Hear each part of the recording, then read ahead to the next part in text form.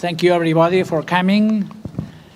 We are going to start this open ceremony. First of all, the President of the European Society of Criminology, Michele Burman, is going to make the welcome address.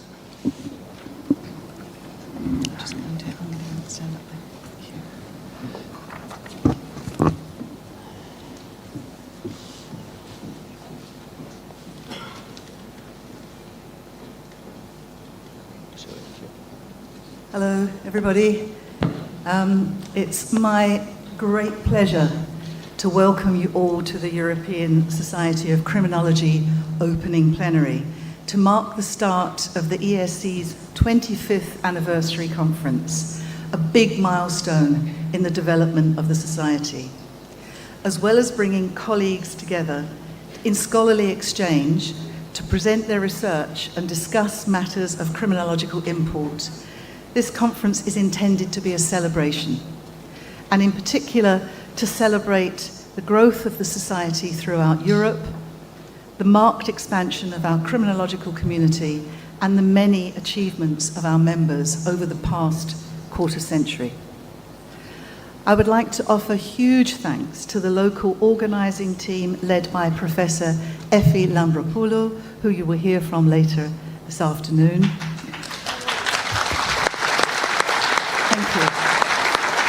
Thank you. Lefi and her team have worked so hard over several years to bring this conference to fruition here in Athens. And I'd also like to offer thanks to our Erasmus partners, led by the indomitable Mrs. Tertsu, who has been greatly assisted in the practical organisation of the conference. This conference, you may not know, was supposed to take place in 2023, but face-to-face conferences were all delayed due to COVID. So it is finally happening after all of this time in this wonderful city of Athens. The conference program is packed full of interesting and intellectually provocative posters, panels, and plenaries.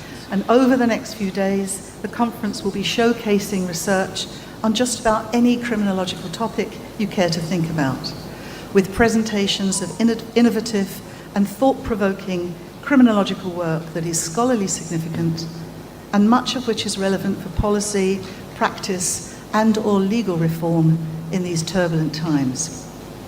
We have panels and roundtables from the ESC's 37 working groups now, a mark of the diversification and growth of the ESC and the range of research that is taking place within it.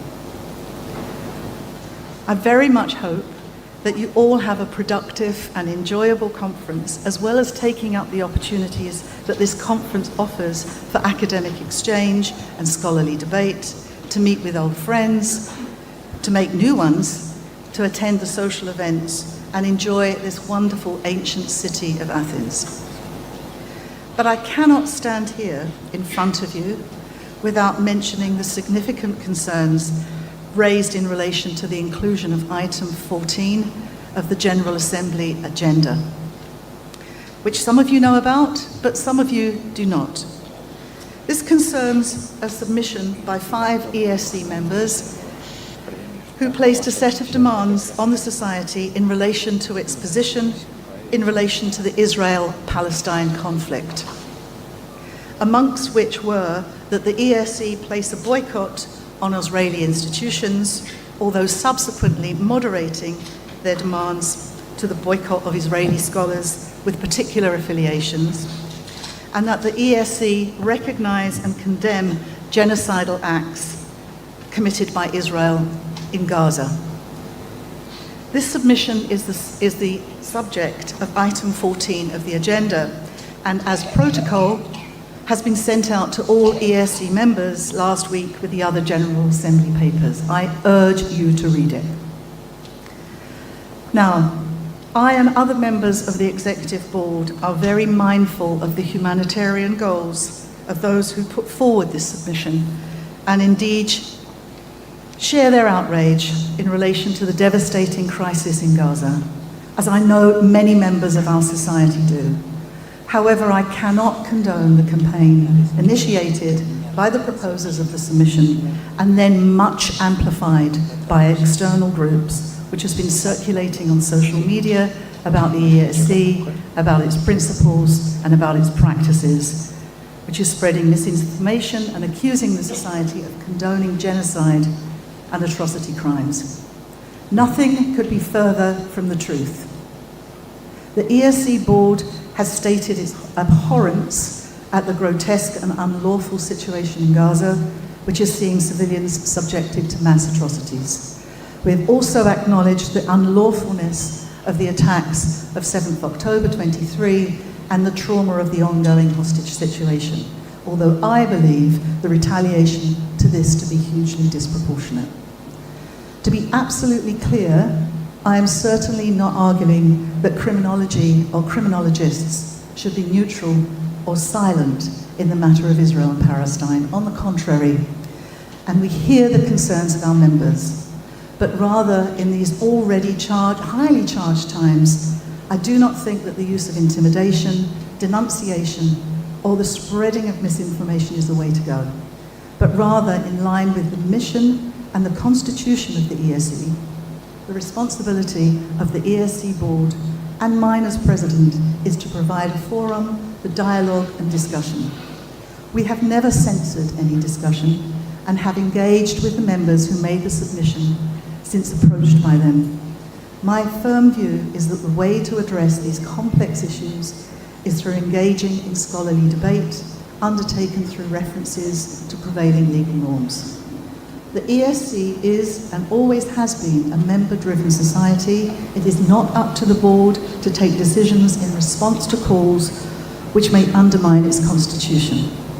To that end, the issues outlined in the submission are up for democratic discussion at the ESC main decision-making forum, the General Assembly, on Friday, where I very much hope that there can be an open and respectful discussion, allowing for all voices to be heard. It is the General Assembly which is the legitimate site of discussion and which decides on the direction of the society, not the board, and certainly not social media. So, we face an extremely important discussion on Friday, outcomes of which may have the potential to fundamentally reform both the identity of the ESC and its constitution, which underpins the values and principles of our society and has served us very well for 25 years. So I invite all ESC members who have an interest in the future and the position of the society to come along and contribute to this extremely important discussion. Thank you. The conference is now open, and on behalf of the local organising committee and the ESC board, I wish the ESC a very happy 25th anniversary, and all of you a very enjoyable and productive few days here in Athens, the cradle of democracy. Thank you very much. Thanks for your attention.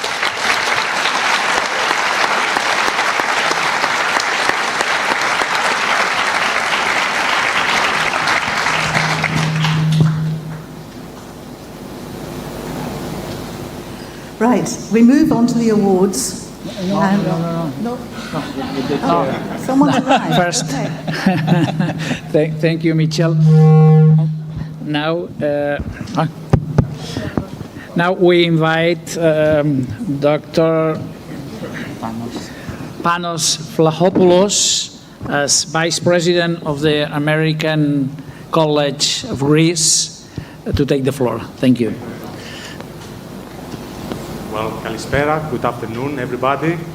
On behalf of the President of the American College of Greece, Dr. Edward Wingebach, the higher administration, the community, the academics, I welcome you to our premises here in Agia Paraskevi. I don't know if you know a lot about our history. You will see signs throughout the campus with the 150 number. We are actually celebrating 150 years of existence in higher education, with existence in producing graduate, in producing innovation. I'd like to take you back 150 years in what is now modern Turkey, in Smyrna, and it is there, I hope you can hear me, colleagues, yeah? It is there where women missionaries from Boston, Massachusetts arrived, and they set up the very first school for women, a very innovative school. After the events and the events of the 1922 in Smyrna, we were invited to come to Greece, and Greece became our home. And this is where we operate in order to produce graduates that they have one thing in common. They believe in education, they believe in the power of education. And I believe this is what we're here today to do. Conferences, exchange of ideas, exchange of and dialogue is in very much at the heart of education. As a university, as a college now, we are serving a very diverse group of students. Over 4,500 students, they are with us today as we speak. They are about to commence next week. So next week, this space will be full of students. 3 distinct groups of students, Greek degree-seeking students, that they are coming here to get the best of American education. More than 1,000 students from more than 60 countries, they also choose to come and study at the American College of Greece.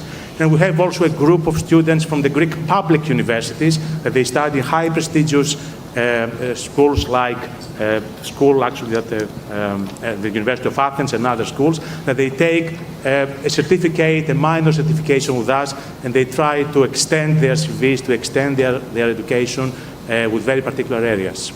We are very proud that we have achieved all of this over the years. I'm also very proud that through the activities of our college, we have perhaps the most comprehensive extracurricular community-based program, over 50 societies. So again, if you happen to come back to the college at the time we have the students, you will actually see that community. In terms of programs, again, we are growing. We actually are growing a lot. Over the last 3 to 4 years, we have a growth of around 16 to 17% of students. More than 39 academic programs. We do have a criminology minor, which is actually very, very important and is growing. We do have in the master's program plans to establish what will be for the region one of the best programs in national security and intelligence. At the same time, we are planning, I don't know if you know a lot about what's happening in Greece as we speak in higher education, but we are planning to establish also the entity as a university. Greece, for a number of years, has not formally recognized higher education from private institutions, no matter how well established they've been and how historic they've been, but this has changed, so we are about to become one of these universities and become the premier university in the region. So, with this in mind, we do have a little video to show you just to understand a bit our history, but also to understand the nature of the institution, the type of students we have. I welcome you all. I wish you to have a very productive couple of days. We will be around, myself, my colleagues, in order to join you in all these kinds of discussions, and we look forward to participating in the events. So thank you, welcome, and let's just get a bit of a glimpse of who we are and what do we do over the years. Welcome, thank you. You are going to hear also, do you want me to... He's going to show a video. And what's this? Yeah.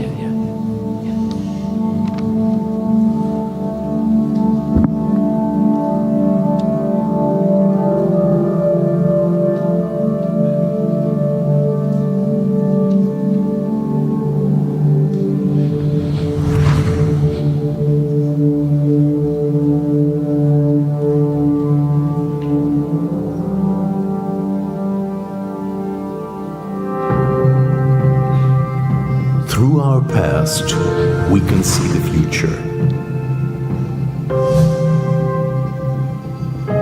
From 1875 to the present.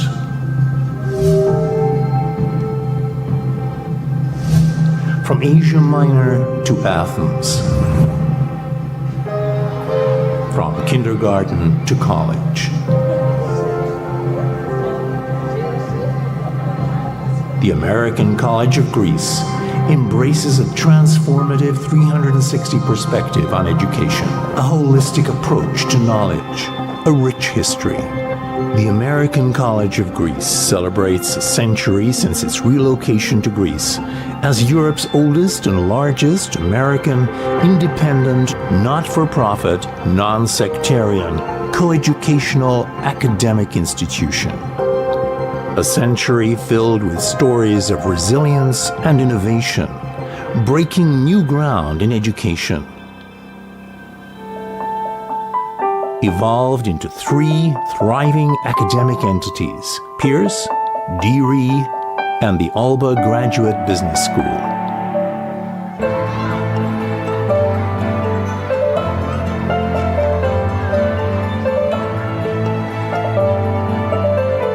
With the addition of the kindergarten and elementary school that complement the 360-degree educational experience.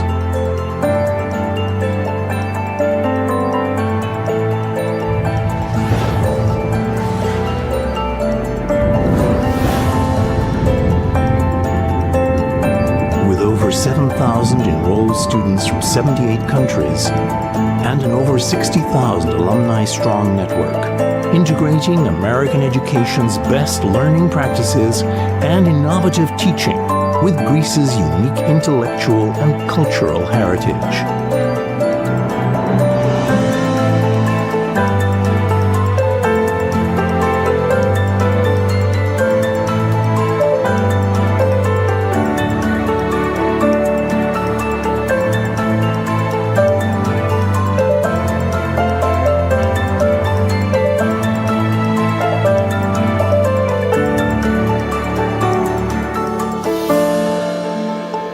Beautifully landscaped and environmentally friendly campuses.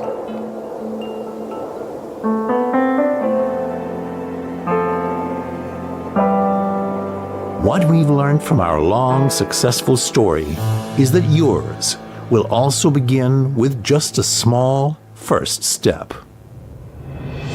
A step that our graduates took and are now working in leading positions, making an impact globally. In this journey, we are always by their side. By supporting our students to realize their full potential, we make their dreams come true.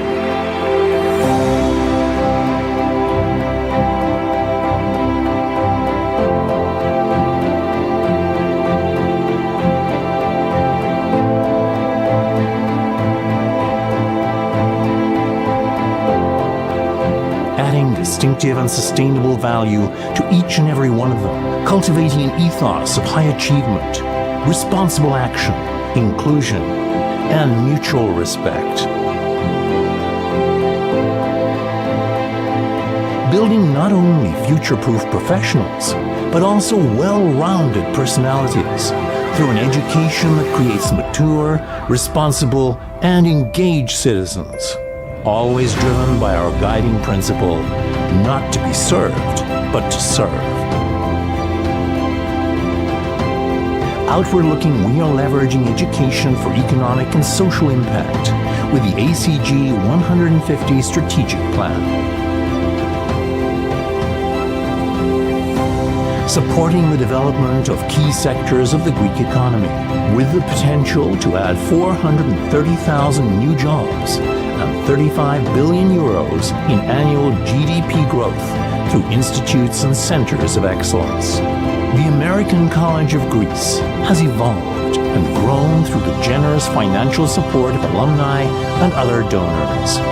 They are a very important part of the legacy that shaped and continues to shape our future. Since 1875, we have become a beacon of academic excellence. Honoring our proud past, we look to the future with a 360-degree perspective, full of gratitude, confidence, and optimism. A perspective of a better future for individuals, for the economy, for the society. A better future for you.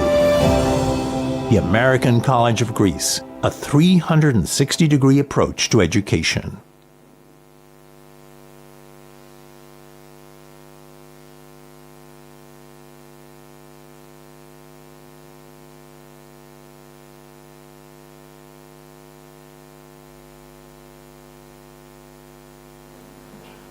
Right, we move on to the awards section, a really exciting part of the event. And I asked Professor Catrien Bijleveld, a past president of the ESC, to come up and give a Laudatio for our recipient of the Lifetime Criminology contribution to criminology, Professor Ernesto Savona.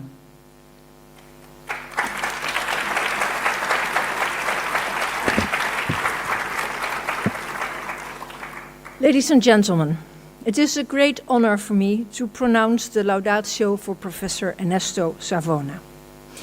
This year, oh my goodness, I'm doing this on my phone. This year, a jury assessed a number of candidates who had been proposed for the ESC Lifetime Achievement Award. The jury was composed of 3 former ESC presidents, Professor Klaus Boers, Professor Josep Tamarit, and myself. Now, juries always say that they had a hard time arriving at a decision.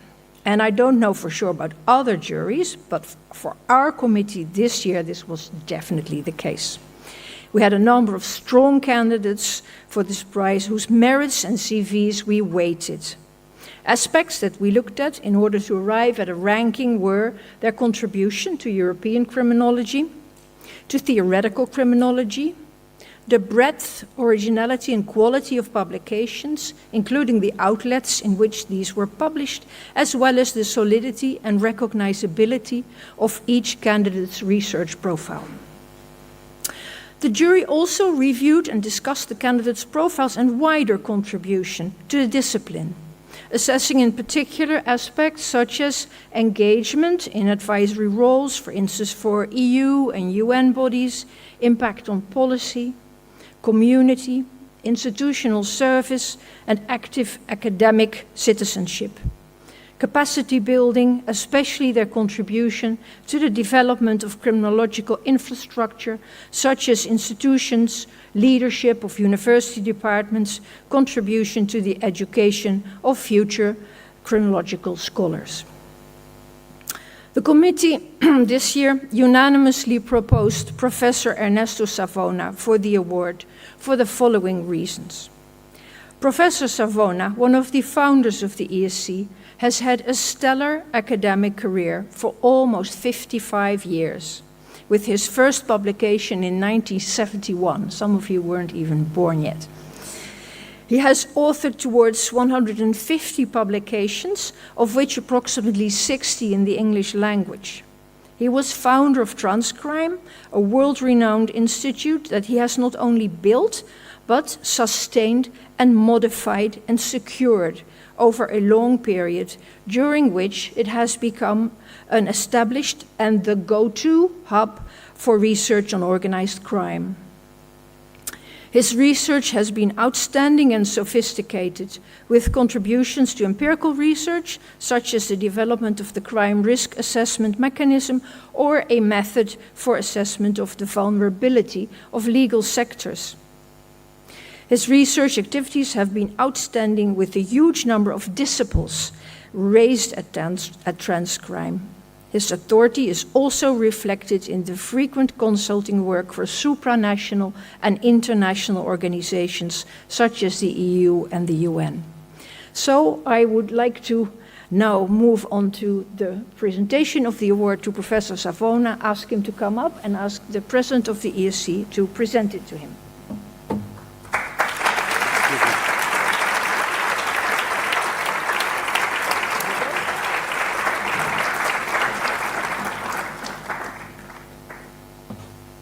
Thanks, Catrien.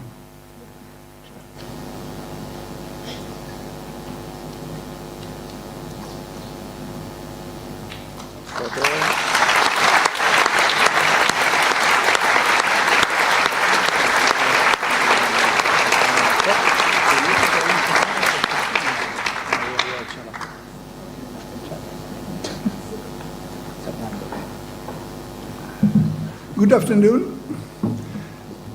Thanks a lot for this award, unexpected. And my sincere thanks go also to those people who proposed my name and to the Commission for their decision. In this speech, I will reflect its lifetime contribution to some of key moments of my career going through two journeys. The first is my teaching journey. I've been across 5 universities. I started in Palermo with my degree in law in '65. And I went through sociology of law at Università di Roma La Sapienza, and the University of Trento, Faculty of Law, and lastly, the Università Cattolica Political Science. And I concluded my teaching journey at University of Palermo in 2002 and 2005. And I think this was a journey starting in Palermo and concluding also there in Palermo. There is some time of lifetime connected with Sicily and Palermo, also in terms of topics of my research. The first was effectiveness of laws and sanctions against organized crime. Born in Palermo has a meaning. Second was coming from the contact with Ron Clark on situational prevention. We have been working together on what we call opportunities given by the legislation, opportunities given to organized crime, and we call crime proofing. And the third topic was measurement of the organized crime risk, which is today part of the aim of my research, which is connecting, and the reason is that explains also probably this prize, is connecting research with policies. I've been trying to do and to establish this link, contributing to anti-crime strategies across Europe internationally. I did, together with Philip Williams, the preparatory work of UNTOC Convention. I remember I was at that time working at the National Institute of Justice in Washington, D.C. We prepared the 3 documents for the UNTOC Conventions, and one of these documents was introducing the deregulation as an instrument for combating crime. In 2011, in Mexico, we tested an organized crime risk framework, and I thank INEGI and UNODC for allowing us at Transcrime to make an experiment in setting up a theoretical framework. And after starting in 2003, we started as Transcrime in Trento, continuing at Catholic University Milan with the research framework program of the European Union called 6, 7, 8, Horizon Europe and Horizon 2020 and Horizon Europe. Today, Transcrime is running 18 projects under the European umbrella, and I'm happy to say that the recent contract Transcrime got from the external relations of the European Commission is to do a project, a 3-year project on the organized crime risk across or outside the European borders. I am proud of this contract because this will allow us to experiment an organized crime framework, understanding and focusing on what we call the organized crime risk, infiltration risk. It is a project done together with Interpol and GTOC. All this has been possible thanks to the cooperation of my young colleagues at University of Trento in the beginning when Transcrime was set up in 1994, and today Università Cattolica in Milan, where Transcrime is located from 2010. Thanks also to the many external collaborators to Transcrime from outside. And thanks also to Springer, who has been supporting my work as editor-in-chief of the journal on European criminal policy and research, which is merging the 2 topics I am taking care of, policies and research, starting in 2003. Let me address what we call future challenges for European criminology. I am one of the founding fathers of the ESC 25 years ago, and the 2 questions I think which are key questions for the European criminology for the future generations, being a founding father, so I need to take care of the future generation, is one about the European cultural identity, and I think it's very relevant to discuss this idea of our identity in criminology. And I think we need to reinforce it, especially in times marked by vulgarity, arrogance, and disregard for human rights. I think we as Europeans can insist on these issues. The second one is how to reinterpret the future of security, a concept that is part of the daily debate about arms, money, budget, but it's caught by or between threats of aggression and the urge for defense at national and international.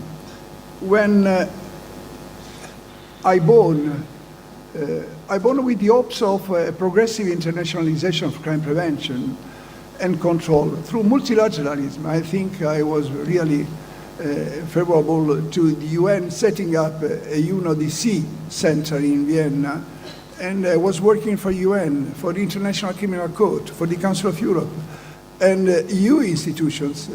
It's a part of my culture, my story, to be part of this international organization.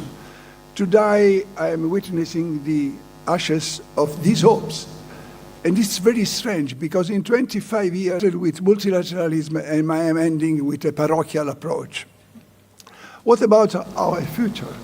What about your future, dear young colleagues? Confronting with new borders, protectionism, tariffs, and weakened multilateralism, does it mean something? We need to share a profound disappointment, but also a call to action for European criminology. And I think European Society of Criminology has done a lot of achievements. Over 25 years, European Society of Criminology has connected researchers from diverse cultures and languages. And this is very positive asset. Counted the number of people present today in Athens. We collaborate, exchange ideas, and work on joint EU-funded projects beyond the 27 EU member states. The European Research Programme is much more open than limited to the 27 countries. European Society of Criminology has reinforced our cultural tradition. We place human and civil rights at the core of the criminal policy and policing. And let me say, with a title of a book of rural working, we are taking rights seriously. And this is what the European Society of Criminology should be taking care of. And taking rights seriously, I'm speaking about human and civil rights, makes a challenge ahead. We have a lot of challenges, the criminal use of generative AI and limits of law enforcement researchers, the complexity of digital crimes, the need for reliable, high-quality data moving beyond perception index. We are full of perception for corruption, perception for organized crime. Clarifying outputs versus outcomes. The confusion in this terminology is enormous. People think outputs are outcomes or outcomes become outputs. Evaluating law and sanctions. These points introduce my final message. We need better conceptual frameworks. We are researchers. We need better indicators and robust data, especially for measuring the three components of crime risk: threat, vulnerability, and harms. And let me conclude with an hope. European criminology will strengthen its identity and defend the rights of citizens, prisoners, migrants, and all victims of our violence. I think criminology needs democracy, and democracy needs criminology. Thank you very much.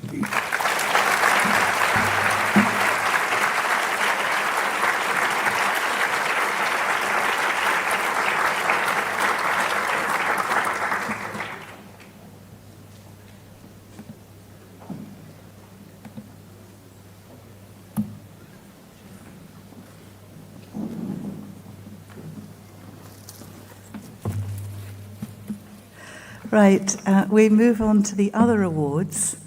And the next one is the 2025 ESC Young Criminologist Award, which goes to Dr. Nikki Rutter. Nikki, are you there? Ah, great. So This is in recognition of her article, Explosive and Harmful Impulses, a subset of child and adolescent to parent violence and abuse, published in 2024 in the Journal of Interpersonal Violence. The award committee was composed of Josep, Tamarit Sumala, Anna Doronco, and Marie Catrien. And the committee considered that the article challenges entrenched assumptions about family violence by illuminating a particularly overlooked form of harm, impulsive and emotionally driven violence by children and adolescents towards their caregivers. What stands out in Dr. Rutter's research is her refusal to reduce complex behaviour to simple explanations. Instead, she positions this form of violence within broader contexts, neurodivergence, trauma, structural marginalisation, with a new approach, focusing how those involved understand and talk about the experienced harms. Nikki, there you go, so you can be seen.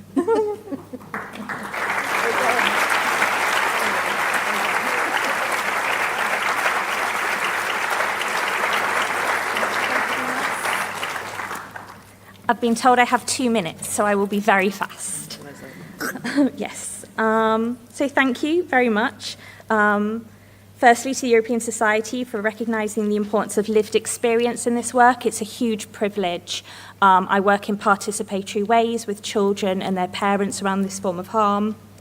I'd like to thank Louise Wattis and Georgios Papanikolaou, who were at Teesside University and now are at Northumbria, who were my very first criminology undergraduate lecturers, my supervisors who supported this work, Simon Hackett, Hannah King, Roger Smith, my examiners, Rachel Condry and Caroline Miles, Nicole Renahan, who was a friend and colleague at Durham University, who nominated me for this award, which was very kind, to my son John Paul, who reads all of my work to make sure that it's not boring, and my partner Gary, who's here today.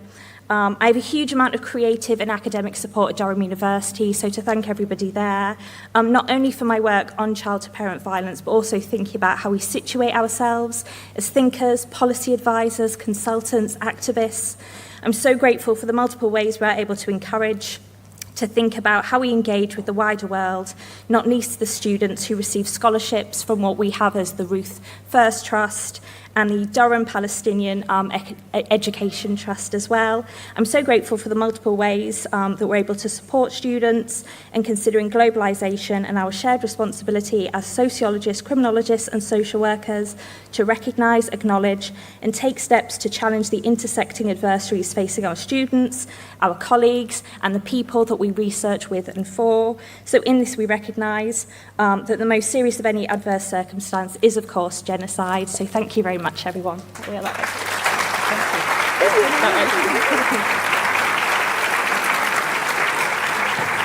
Thank you very much, Dr. Rutter. For the next award, which is the ESC European Journal of Criminology Best 2024 Article Award, goes to Dr. Enes Weswasi for his article Estimating the Incapacitation Effect Amongst First-Time Incarcerated Offenders, published in the European Journal of Criminology, issue 21/6. The award committee was composed of the 2023 EJC Best Article of the Year award winner Florian Kaiser, EJC Editor-in-Chief Carl Treiber, and myself, who we unanimously recommended this article for this honour, and we stated in our recommendation the question of incapacitation effects is highly complex and therefore often challenging to imagine. Do you want to come up? Oh no. Often challenging to examine in a reliable manner. Dr. Weswasi must be congratulated on his cleverly well-designed study on the incapacitation effect amongst first-time incarcerated offenders by using a really meticulous, state-of-the-art propensity score matching approach, which mimics a randomized experiment by finding a statistical twin who received a non-custodial sentence, for example, a fine, for each participant who received a custodial sentence. The paper provides evidence, importantly, that non-custodial sanctions may be a favourable alternative, especially for those at low risk of incarceration.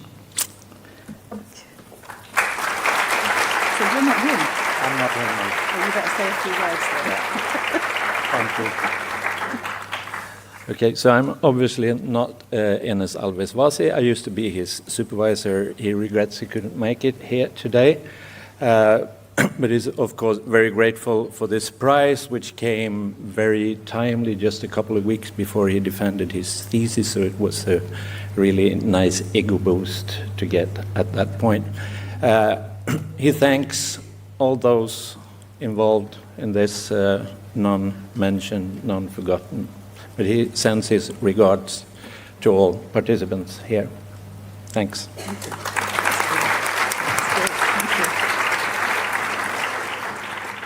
So, the 2025 ESC Early Career Award, which recognised the outstanding scientific achievement of an early career European criminologist, is awarded to Miguel Basto Pereira.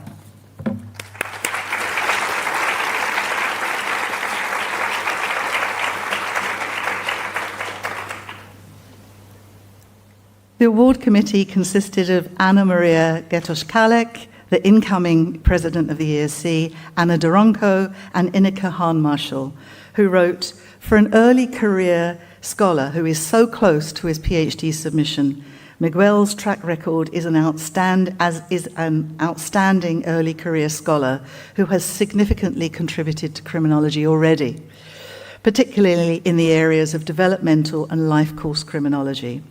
His contribution has been both methodological and conceptual through his work, also in collaboration with international colleagues. He has developed and used innovative methodologies and introduced a new conceptual framework for the analysis of key vulnerabilities during childhood, which expose individuals to risks for antisocial behaviour and crime along the life course."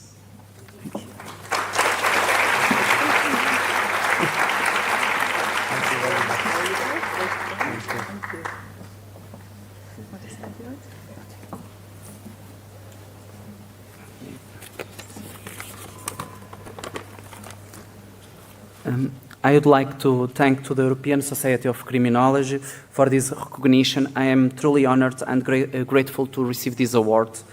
For me, this award is about recognizing the crucial role of prevention in our field. Crime prevention must be tailored, evidence-based, and start early in life. When you support children, teachers, and parents, we reduce later offending and we improve public safety and well-being. Early help works, and it is fair and humane. Today, I also remember Professor David Farrington, my mentor in science and in life, who passed away recently. His rigor, kindness, and courage shaped my work. I dedicate this award to his memory. My heartfelt thanks to Lidão Villanova, not only for this nomination, but for her constant support, a dear friend and a true inspiration. I also thanks to my amazing research team, my university, ISPA Instituto Universitário, and the exceptional colleagues and friends I have found there. Some are here today, like my friend Andrea Rodrigues, and many others I am lucky to work with. To my family, and especially to my wife, for their love and support through every step of this journey. Thank you.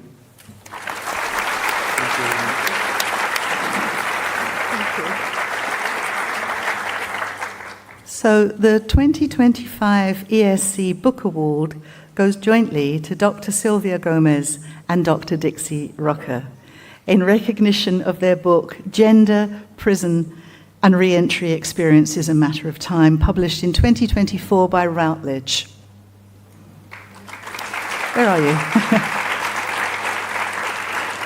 The award committee was composed by Anna Maria Getosh-Kalek, Marijke Klein, and Evelyn Svenger, who was the winner of the 2024 Book Award. The committee reached a unanimous decision here and considered that the book is a thoughtful and timely contribution to the fields of criminology, sociology, and gender studies. It combines careful empirical work, clear theoretical framing, and relevance to ongoing debates about incarceration and social justice. It addresses a notable gap in the literature by focusing on the first phase of re-entry, the period still within the prison walls. This shift in emphasis challenges the common assumption that re-entry begins only after release and instead presents it as a process that starts during incarceration. This perspective allows for a more comprehensive understanding of how prison experiences shape individuals' expectations, identities, and prospects for reintegration. It's thus a very valuable contribution to the field. Thank you.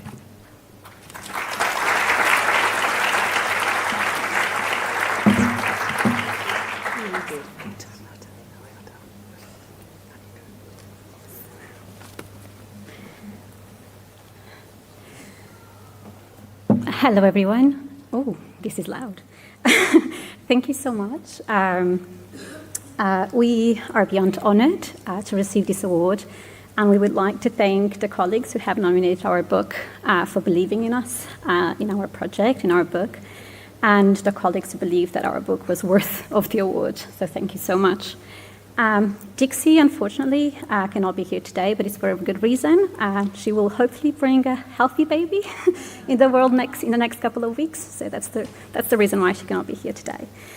As we don't have more than 2 minutes, and probably 1 minute is already gone, I just want to read you a poem. The research presented in the book is about people, the narratives they build about themselves, and their gendered re-entry experiences within prison, and how all of these can enlighten notions of justice beyond punishment, beyond violence. So I would like to read just a part of a poem, Don't Stay Silent, by the Palestinian poet Dareen Taturs. You, daughter of existence, don't stay silent. Don't stay silent, don't be afraid. Break up the chains, break up your fears and melancholia. Be the echo, the bird was never afraid of the grip of the oppressor. Chains never silenced the songs of the canary. Bars never stopped it from playing the melody of life. Don't bend down. Be the poem, be the story, be the phrase, be the words. Oh, my friend, don't stay silent. Be like the bird, unafraid of the cage. Don't stay silent. For silence ruptures the heart like a dagger, makes the meaning and images bleed. Don't stay silent. Resist, for the voice, despite its pain, will be victorious. Thank you.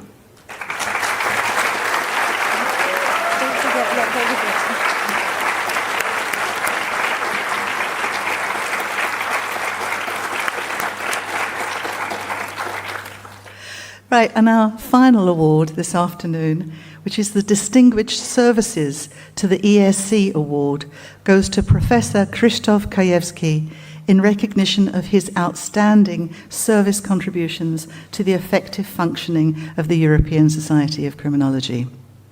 The award committee was composed by Csaba Győri, Marcelo Aibi, and myself. We considered that Professor Krajewski has played a really crucial role in the development and consolidation of the European Society of Criminology from its very early years, contributing with vision, commitment, and sustained service. His most visible contribution was as the organizer of the 2005 ESC Annual Conference in Krakow, Poland, the first time the Society held its meeting in Central or Eastern Europe. The success of this conference marked a turning point in the ESC's trajectory towards becoming a truly pan-European organisation. The event demonstrated the ESC's commitment to geographic inclusivity and set a standard for future conferences across the continent.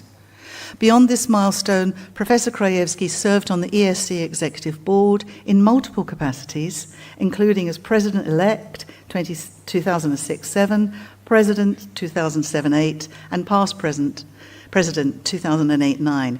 During these years, he worked tirelessly to strengthen the Society's institutional foundation and promote collaboration across national borders. Perhaps one of his most lasting legacies is his role in leading the ESC Fellowship Programme, designed to support early career criminologists from Central and Eastern Europe. Professor Krajewski helped establish a transparent and prestigious system of support for new generations of scholars, reinforcing the Society's commitment to academic excellence and regional inclusion. Professor Krajewski's service to the ESC has been both strategic and hands-on. His leadership was essential in transforming the ESC from a Western European initiative into a genuinely European scholarly society. And I welcome Professor Krajewski up, who's going to say a few words.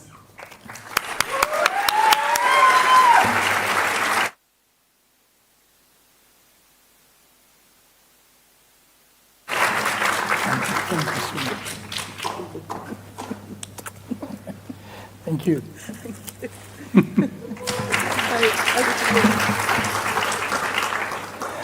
Okay. I would like to thank ESC board and persons or person unknown to me who nominated me for this award. As a matter of fact, I was a little bit surprised when I learned about this. I have never thought that my services to ESC were something about the average, like many other presidents or conference organizers. I am even more humbled by the fact that I am the fourth person to receive this award, following persons of enormous merits for ESC's establishment and functioning during the first years, namely Martin Kilias, David Smith, and Michael Tonry. What may distinguish me in some way from the conference organizers and presidents in the first years of ESC's existence is that I was the organizer of the first conference, as Michele mentioned, held in a Central European country, and later on the first person from that part of Europe to be selected president of the ESC. But someone always has to be the first person to do some things. True, agreeing to become organizer of the first conference in Central European country was perhaps an act of some courage. But it was an act of courage for both sides, as ESC board took also some risks in entrusting this role to someone relatively little known with little experience in such endeavors. And Europe was also quite different at that time. Krakow conference took place just 1 year after first eastwards EU enlargement, and those parts of the continent were still treated sometimes as a sort of wild east. It seems that in 2005 I passed the test. Conference was a success, even though it was probably somewhat easier to manage it than nowadays. Even if our means were at that time somewhat more modest than today for many other organizers. There were 470 participants, but for that time, conference was considered to be a quite big one.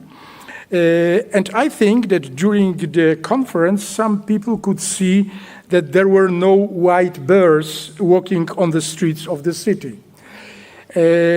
As a matter of fact, weather and temperatures 20 years ago, it is almost precisely 20 years ago, were not that much terribly different from what we experience nowadays in Athens. It was a little cooler, but equally sunny, if some of you may remember. It may be quite true that success of the Krakow conference gave important push to development of criminology in certain Europe. Most of those present here may don't know that during the 1950s, criminology as an academic discipline, teaching of criminology and criminological research were banned across the region by communist authorities. Criminology was considered to be a bourgeois, therefore false discipline. And the fact that the region produced some prominent scholars of the discipline, including Sir Leon Radzinowicz, or Radzinowicz as we pronounce it in Polish, did not change that. They were anyway active in the West. Even if some countries and Poland belonged here during the 1960s, criminology was revitalized in terms of research and teaching at the universities, substantial limitations, including state censorship, remained quite common. During the first years of ESC's existence, participation from the region was rather very modest. 10-20 participants from the region no more attended annual meeting. This was not only because there were just relatively few criminologists, especially younger ones at that time. It was also because of financial constraints, and here I must stress help by ESC in arranging financial support for participants from Central European and Eastern European countries, which I was honored to run for several years. ESC gave undoubtedly, as also Michele mentioned already, substantial boost to the development of European criminology, and in many terms also criminology in Central and Eastern Europe. In purely quantitative terms, it may be observed in attendance of annual conferences, something 250 in Lausanne in 2001, 470 in Krakow, and well above 1,500 in recent years. This is already a qualitative change. Sometimes I miss more intimate character of earlier conferences, but otherwise developments were astonishing and probably beyond expectation of the founding fathers and mothers. The same applies to membership and conference participation from Central Europe. In 2024, 155 of 1,560 members of the ESC came from Central and Eastern Europe. True, it is only about 10% of total membership, much below what would be expected judging from the population of those countries. But still, increase during the last 25 years was substantial. The fact that ESC becomes more and more truly European Society of Criminology and not only Western European Society of Criminology may be seen also in the fact that after Krakow conference, several other annual meetings took place in Central Europe: Ljubljana, Vilnius, Budapest, Prague, Sarajevo, and Bucharest. Altogether, 7 out of 25 conferences took place in Central Europe. 11 countries out of 27 EU member states may be considered to be Central European countries. Therefore, it means still somewhat uneven distribution, 29% of conferences versus 40% of countries. But it improves, and since my humble person occupied president's post for more criminologists from the region followed. So far, there is only one country which hosted the ESC conferences. It is Spain, 3 times.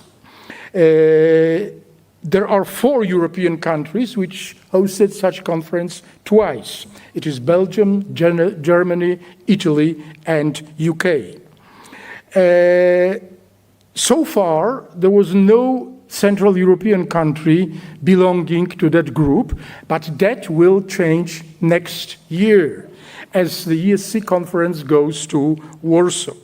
In that way, Poland will be not only the first Central European country to organize ESC conference and to provide its first president from the region, but also the first country of the region to host ESC conference twice. I enjoyed enormously my adventures in European criminology. Excuse me this reference to the title of the book by Sir Leon Radzinovich, but after all, he was world-famous criminologist coming from Poland. It was just great experience to join community of European and not only European criminologists.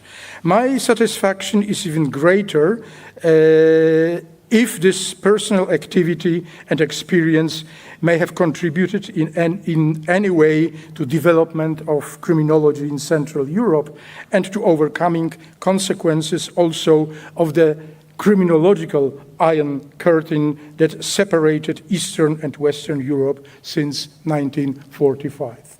Thank you very much again.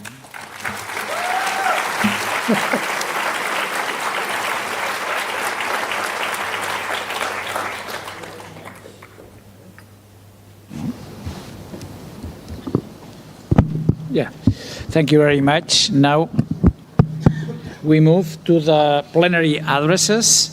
And first of all, Professor Marcelo Aebi, professor at the University of Lausanne and Executive Secretary of the European Society of Criminology, will speak us about Riding with Kings and Queens, a squire's chronicle of an unlikely journal. That's the title.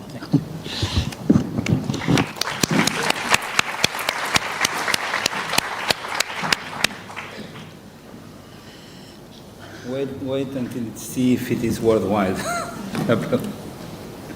So, thank you very much. Dear colleagues, dear guests, dear friends, the man who said I'd rather be lucky than good, so deep into life. That is how Woody Allen starts a Match Point. And I was really lucky enough to be probably in the right place at the right time without knowing. So I will start with a personal anecdote, but I swear that this will be the only one. So this journey that I want to talk about today started when I was a PhD student at the beginning of 1999. And Martin Kilias called us to have coffee with him. It didn't happen every day. It was specific days. And with time I discovered that there was also an occasion for him to present his ideas, like a good teacher. By repeating the ideas, he continues to learn. And so he mentioned, I've been thinking, that was after the ESC conference of 1998, I've been thinking it's a little bit stupid that 400 or 600 European criminologists cross the Atlantic every year to meet in the United States. Perhaps it's time to create a European Society of Criminology. And thank you. And I was also lucky enough to have had Josine Jungertas as a teacher. I have them both as professors when I did my master's degree in criminology. It was a postgraduate degree at that time, and then I have them both, one directing my thesis and the other in my jury. And so they started also talking about that. And I was lucky enough the third time to be in 1999 in the conference of the American Society of Criminology, the last one that took place in Toronto. In those days, the ESC could go to Canada. That was before September 11. You can take it as a joke now for what's the situation today with the 51st state, the bad joke. But in those days, yeah, it was very easy to cross the border from Canada to the US. And what changed that was September 11. So I was there at the dinner, and yeah, that is why I took the idea of the Squire's Chronicle. A squire or a hobbit, as you wish. But I was there in the middle of the discussion. Michael Gottfredson was there too. Marianne Junger was there too, in the dinner before the big meeting that took place. So I could never have imagined in those days that I would be here today, because 5 years later I became the executive secretary of the European Society, and I would still be talking like that, like a medieval squire who finds himself chronicle the deeds of kings and queens. I have had the extraordinary privilege of serving alongside 20 presidents, each a sovereign of ideas, each a guardian of values that have shaped our society. So today, as we celebrate our silver anniversary, I want to share with you what I have learned from this unlikely journey, not through my own words, but through the voices of those who have led us. Their messages, published in our newsletter over a quarter century, reveal not just the history of an academic society, but the soul of European criminology itself.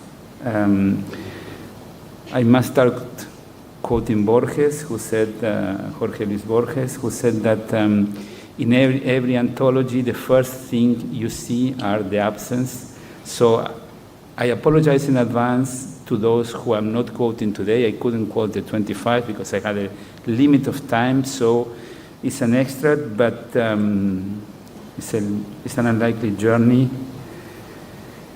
I've seen things you people wouldn't believe. So our story begins with foundations laid in the Enlightenment itself. Our second president, Josep Juncker, set the tone in 2002 with words that continue to guide us today. May we develop a European society of criminology that reflects truly European values, those of the Enlightenment, emphasizing reason, empiricism, and human rights, and those of social care and support for the losers in our society. These were not ceremonial platitudes, they were a declaration of principles that would define who we are and who we would become. Reason over rhetoric, evidence over ideology, human rights over state power, and always solidarity with societies most vulnerable. From the beginning, openness was not just a policy, but a philosophy. Our third president, Paul Wiles, articulated this democratic vision. The dream that led to the ESC was that we should have a European-wide society to pursue scientific research in criminology, but that this should be open to all, not only by invitation, and that its development should be in the hands of a board elected by its members. So think about what this meant in 2002. Many academic societies were and still are exclusive clubs, accessible only by invitation or recommendation. The ESC chose a different path. We chose radical openness. Michael Tonry, our 14th president, reinforced this commitment in 2013. From the outset, the successive ESC boards have tried to be inclusive. One way was by moving the meetings around Europe. As long as applications kept arriving from new countries, no country repeated. Another way was by trying to attract presidential candidates from new countries. This wasn't charity or tokenism. It was recognition that criminology needs all voices, all perspectives, all experiences to understand the complex realities of crime and justice. But openness brings challenges. How do we communicate across dozens of languages? Our fifth president, Sonja Snaken, addressed this with a characteristic wisdom. We need a common language to communicate and to compare our experiences, and in practice, that language is now English. But we should not take it for granted. And she continued with an observation that resonates deeply. English is their second or third language for many criminologists who attend our annual meetings. I sometimes feel a new European or international English is emerging which all Europeans seem to understand.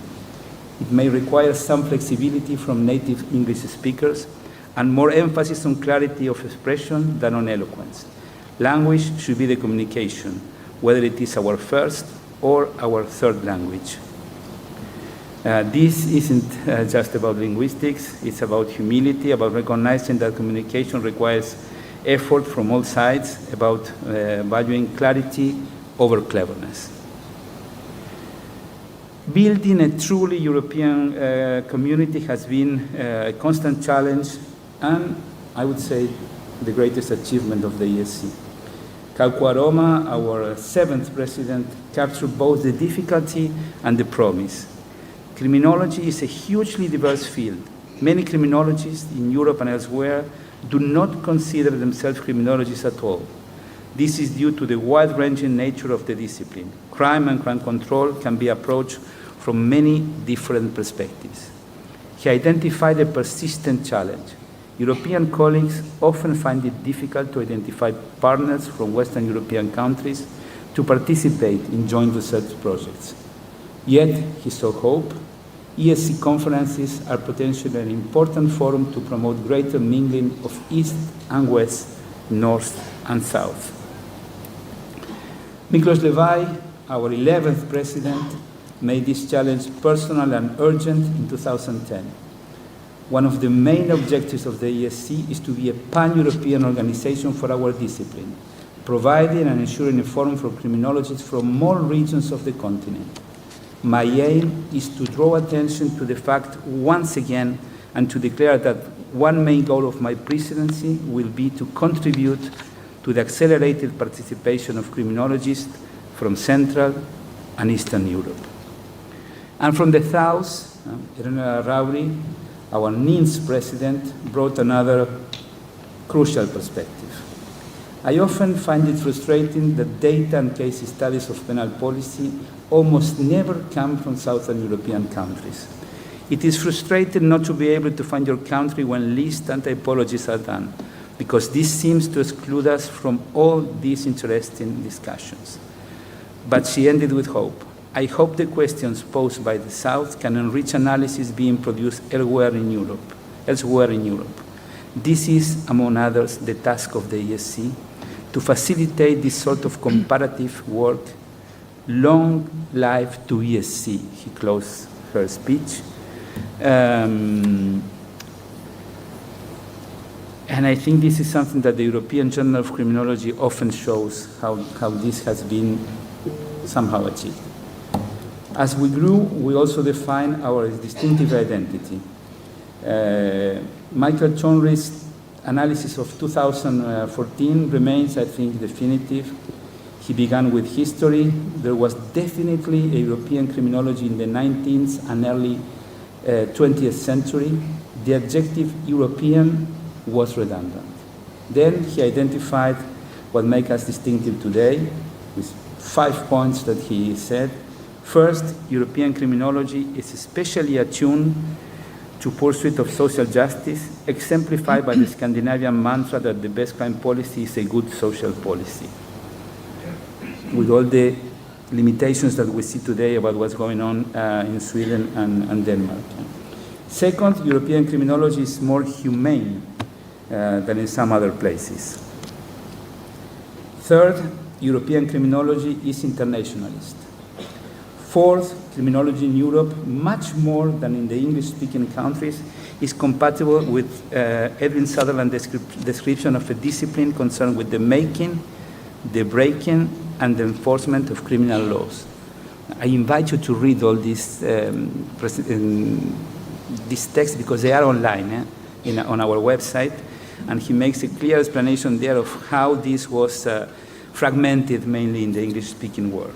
And fifth, European criminology retains a strong link with the humanities rather than only and principally with quantitative, social, physical, and biological sciences.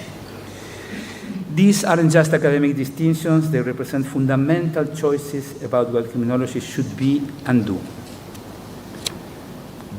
Then Sophie Baudy-Gendreau, our 10th president, made a reflection on French criminology that revealed the tensions within our growth.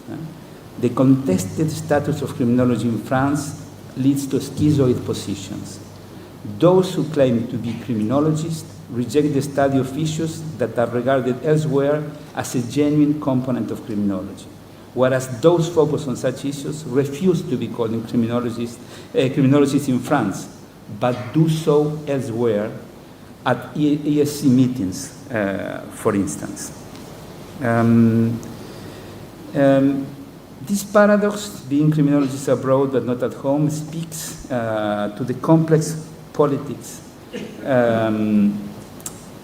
of our discipline and the importance of the ESC at a space where we can be who we truly are. Henrik Tam brought us back to practical matters with crucial advice. It is most important when writing a paper for an ESC conference to think in terms of the other. That is, the participating criminologists from other countries. Don't think about your country. Don't think about how you see the things. Some presenters seem to take for granted that national conditions are well known in other European countries. They are usually not. And his challenge remains vital. Ask yourself, in what way can my paper be of interest and helpful to someone from Spain, Denmark, or Lithuania? This will improve the scientific quality. This challenge of genuine dialogue has been constant. Hermens Burisma diagnosed a problem in 2014. I'm sorry, I miss a lot Herman. So I will just, in this case, let you read what he said. To bring together European criminologists annually and to stimulate among them mutual discussions and exchange of ideas. We succeeded in bringing together European scholars more than we expected, but he imagined that the existence of schools of thought has much to do with the fact that we didn't finish that. So, to bring more closely together the members of the ESC, I would like to call upon the Porto participants, this is just before the 2015 conference, to attend at least one of the sessions on topic and issues they are not familiar with. As an optimist, I still believe that we can learn from other schools how and why they formulate research questions, how they carry out empirical and theoretical studies, and how they solve practical and methodological research problems within their schools. So I would encourage you to take this advice for this conference that is starting tonight. Then, when we arrive a little bit to the latest years, throughout our history, we have faced crises that tested both our values and our relevance. The refugee crisis of 2015 prompted Frieder Dunkel, who was our 16th president, to declare criminologists should raise their voices and contribute to a rational discourse about immigration, crime, and the possibilities of a humanitarian solution. I really hope that not only in countries like Hungary and others in Eastern Europe, but also, for example, in the UK, criminologists will protest against politics of foreclosure. He went further. We should furthermore address the causes of the refugee problem, the conflicts in the Middle East, poverty and food shortage in regions of ongoing civil war, such as in Libya. Therefore, war, conflicts, religious and political persecutions, and the role of the state crime should be discussed. And then we arrived to our 17th president, Rosella Selmini, who brought a feminist perspective to the Burkini controversies that perhaps you remember. The Burkini cases, like the anti-prostitution ordinances, do not raise issues only about legal rights and ethnicity. They are also on matters of gender in many different ways.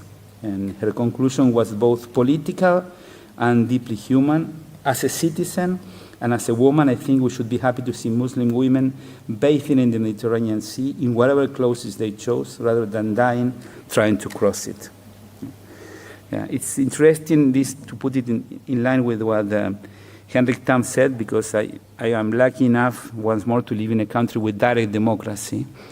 And so the challenges are somehow different, because, for example, for the use of some, for the burkini or the veil, in some cities in Switzerland we had votes, and in some cases the population voted for the prohibition. Yeah?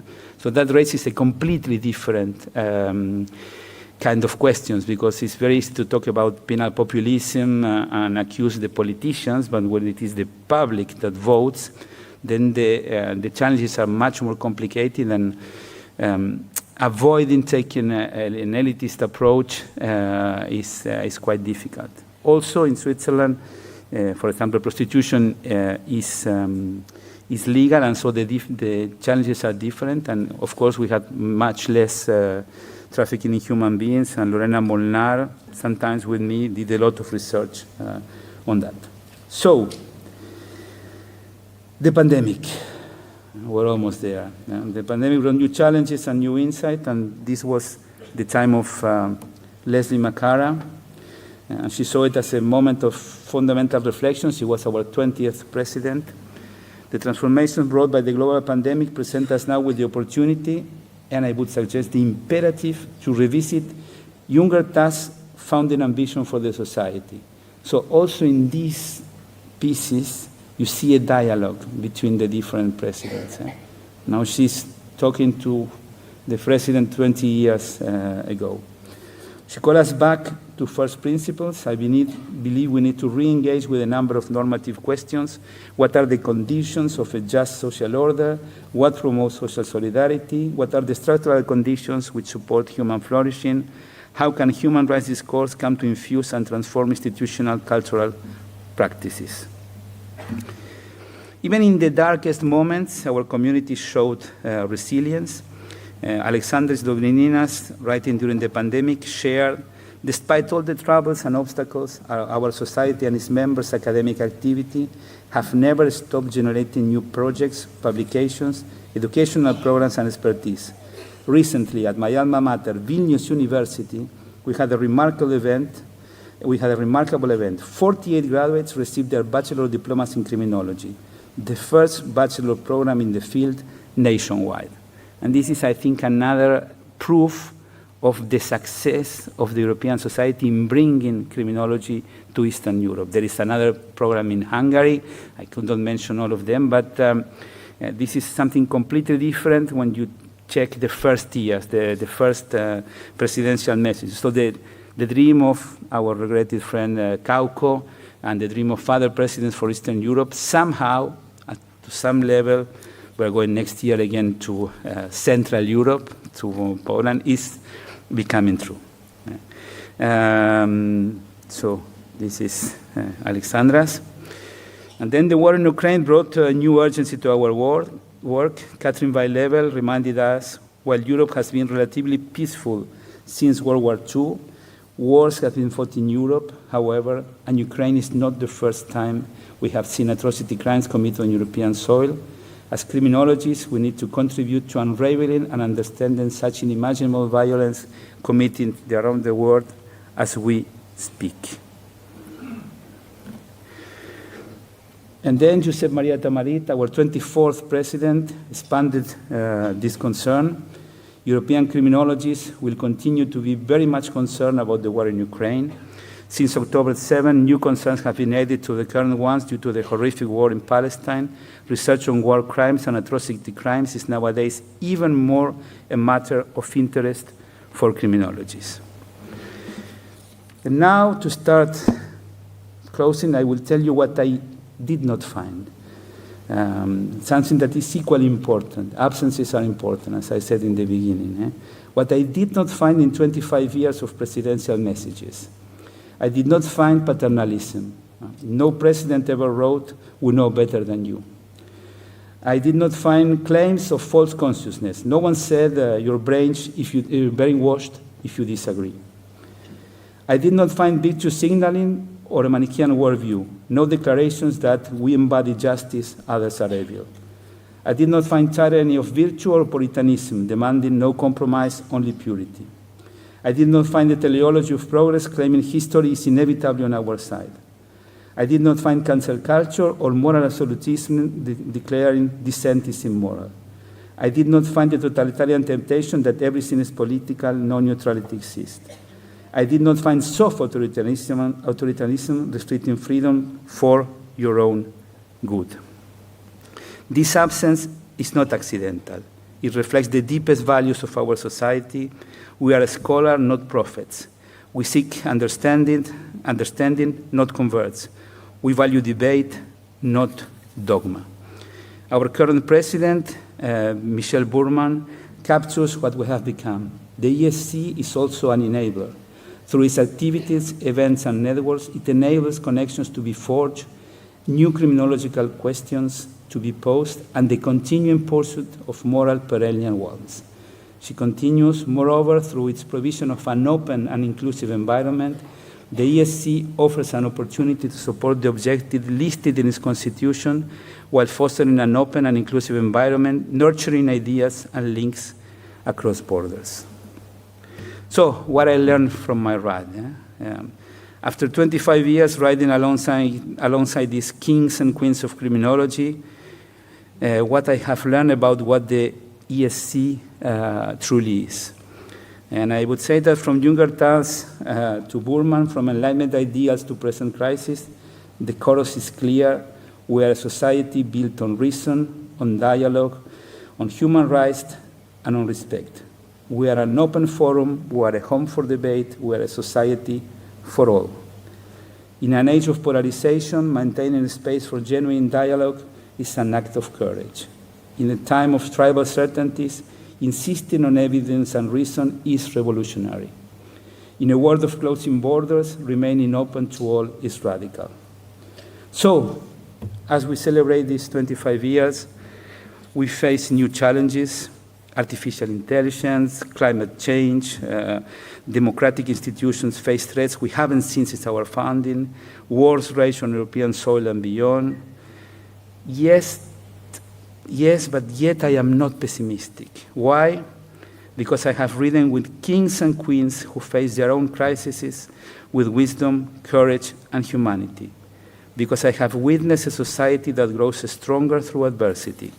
Because I have seen young criminologists in Vilnius, in Sarajevo, in Athens, eager to carry forward our mission. The European Society of Criminology at 25 is not perfect. We still struggle to include all voices equally. We still face the tension between scientific independence and political relevance. We still grapple with how to make our research matter in a world that often seems to prefer simple answers to complex truth. But we continue. We continue because we believe in what Josep has called reason, empiricism, and human rights. We continue because we know that understanding crime and justice requires all perspectives, all methods, all voices.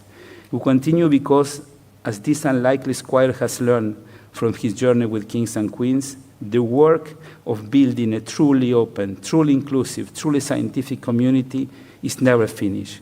It must be renewed by each generation, defended against each threat, and expanded to include each new voice. To the next 25 years, may they be as rich in wisdom, as strong in values, and as open in spirit as the first. Thank you very much.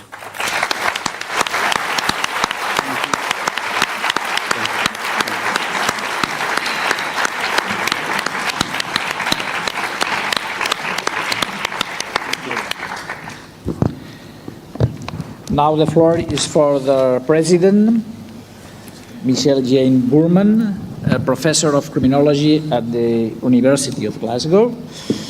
And the title of her presentation will be Envisioning Justice for Rape, Insights from Feminist Criminology Research and Praxis. It's me again, I'm afraid. As many of you know, I consider myself to be a feminist criminologist. And I'm very pleased and very honoured to be the first feminist criminologist president of the ESC. As you can see from the title of my talk, I'm going to be speaking about rape. I'm not going to be giving any graphic descriptions, but I will be talking about a particular rape case. My work throughout my career has been focused primarily on aspects of gender crime and justice. It's followed a particular trajectory from an initial focus on women as victims of rape and responses of the criminal justice system to the punishment and incarceration of women. It's taken me on a journey from my PhD work on the conduct of sexual offence trials to work on the relevance, admissibility, and probative value of character evidence, the formulation and use of rape shield legislation, the centrality of consent and its contestation in rape, and the prevalence and impact of rape myths and processes of attrition in rape cases. It's incorporated research on frontline responses to domestic abuse, police investigation of rape, and the journeys of rape victims through criminal justice processes. All of this work has been deeply informed by feminist thinking and feminist critique, and enriched by insights gained from that large canon of work, but also from the debates and disagreements between feminist scholars that have pushed the boundaries in relation to understanding and addressing gender-based violence. Such violence has long been shown to be widespread internationally and powerfully enmeshed with gender and other social inequalities.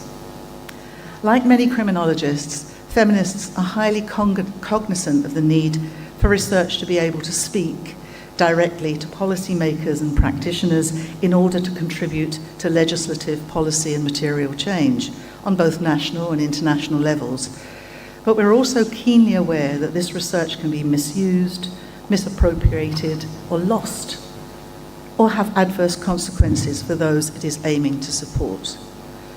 So today, I'd like to share some of the conceptual and empirical insights garnered from feminist work specifically on rape and sexual violence from my own work, but also mainly from that of others, and some of the central themes that have emerged from this work that has taken place over several decades. I'm fortunate to be able to consider that there have been some notable successes, particularly in terms of raising awareness, contributing to scholarly debate, and informing and mobilizing practical and policy change. But quite frankly, there have also been some dismal failures. But first, as a feminist criminologist, I'd like to take advantage of this very privileged position to briefly offer a reflection on the contribution of feminism to criminology, specifically that in relation to violence against women and girls. So despite a very uneasy reliance between the theoretical and political aims of feminism and the traditional masculinist concerns of mainstream criminology, which at one point seemed impossible, feminist analyses of gender crime and justice have become one of the most enduring areas of criminological endeavour.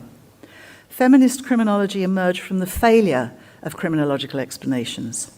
It brought adaptation and application of concepts, arguments, and epistemologies from outside criminology to challenge dominant criminological ways of knowing, and by so doing, highlight gender gaps, gender differences, and the experiences of women as well as that of men in crime and criminal justice. And as I said, one of the most significant and influential contributions to criminology has been the generation of a large body of theoretical, empirical, and methodological literature on violence against women and girls. Work here has been pivotal in expanding the gaze and the domains of criminology to encompass the diverse yet interlinked forms of violence against women, challenging its hidden and privatized nature and positioning it as a public matter. From early work conceptualizing such violence as a continuum by Liz Kelly and conveying its everyday nature by Betsy Stanko to more recent work on state rape, honor killing, forced marriage, to rape as a weapon in war and as a technique of domination directed at entire communities. This body of feminist criminological scholarship has exposed some of the most prevalent and devastating forms of violence and harmful behaviour committed against women and girls, and along the way, it's changed the narrative. Feminist work has also revealed the interconnectedness of violence. This is particularly evident in contexts of violent conflict, where gender norms and patriarchal values are produced and maintained as an extension of the violent manifested and often condoned within society, politics, the economy, culture, and family structures. Here too, highlighting the connections between domestic abuse and the increased militarization of society, showing the extent to which war, violence, and weapons are significant factors in the construction and maintenance of masculine identity and crucial for the continuing functioning of patriarchy.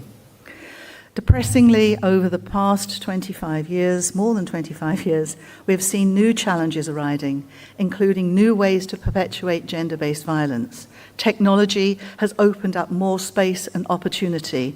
With the ubiquity of the digital world, it is perhaps unsurprising that technology is increasingly used to perpetrate gendered harms.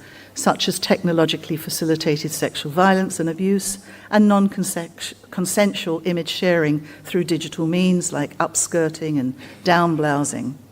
And with the rise of the digital realm, we've seen huge changes in the way in which we communicate about sexual violence. Social media has shaped the ways in which sexual violence is mediated and discursively produced. Information and images of sexual violence have never been more public.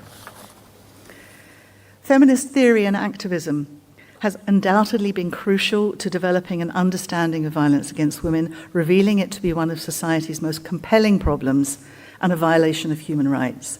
It has been fundamental in revealing its complexity within local, national, and international contexts, providing critical appraisals of developments across different jurisdictions, laying out the limitations of contemporary criminal justice and legal reforms, and identifying knowledge gaps in what we do and what we don't know about the nature and consequences of such violence, its effects, its aftermaths, and importantly, its prevention.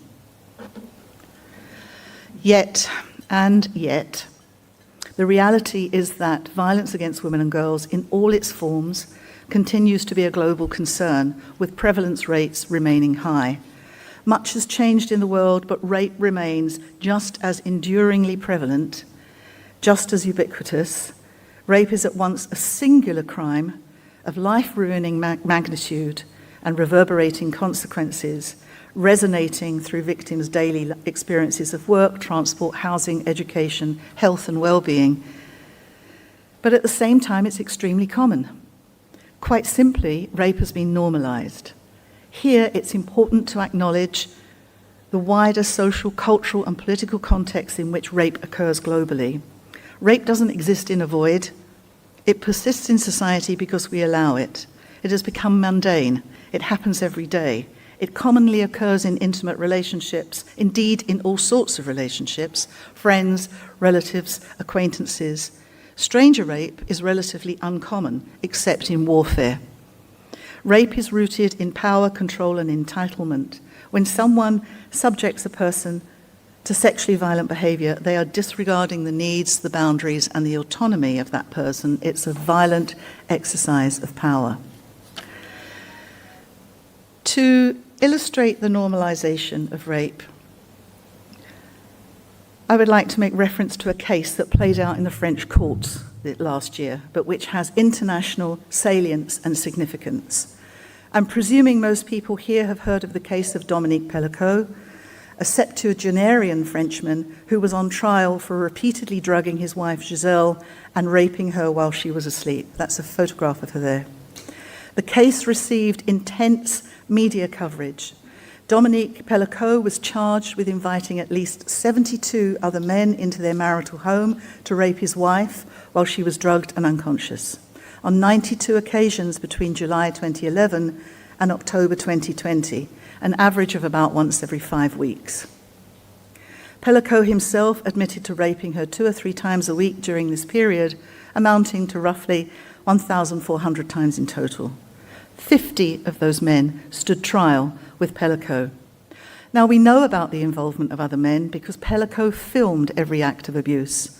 Police found over 20,000 images and videos on his computers. And following his arrest, Pellicot admitted to almost everything, including that his motive was to control women. And we all know about this because Giselle Pellicot insisted on a public trial.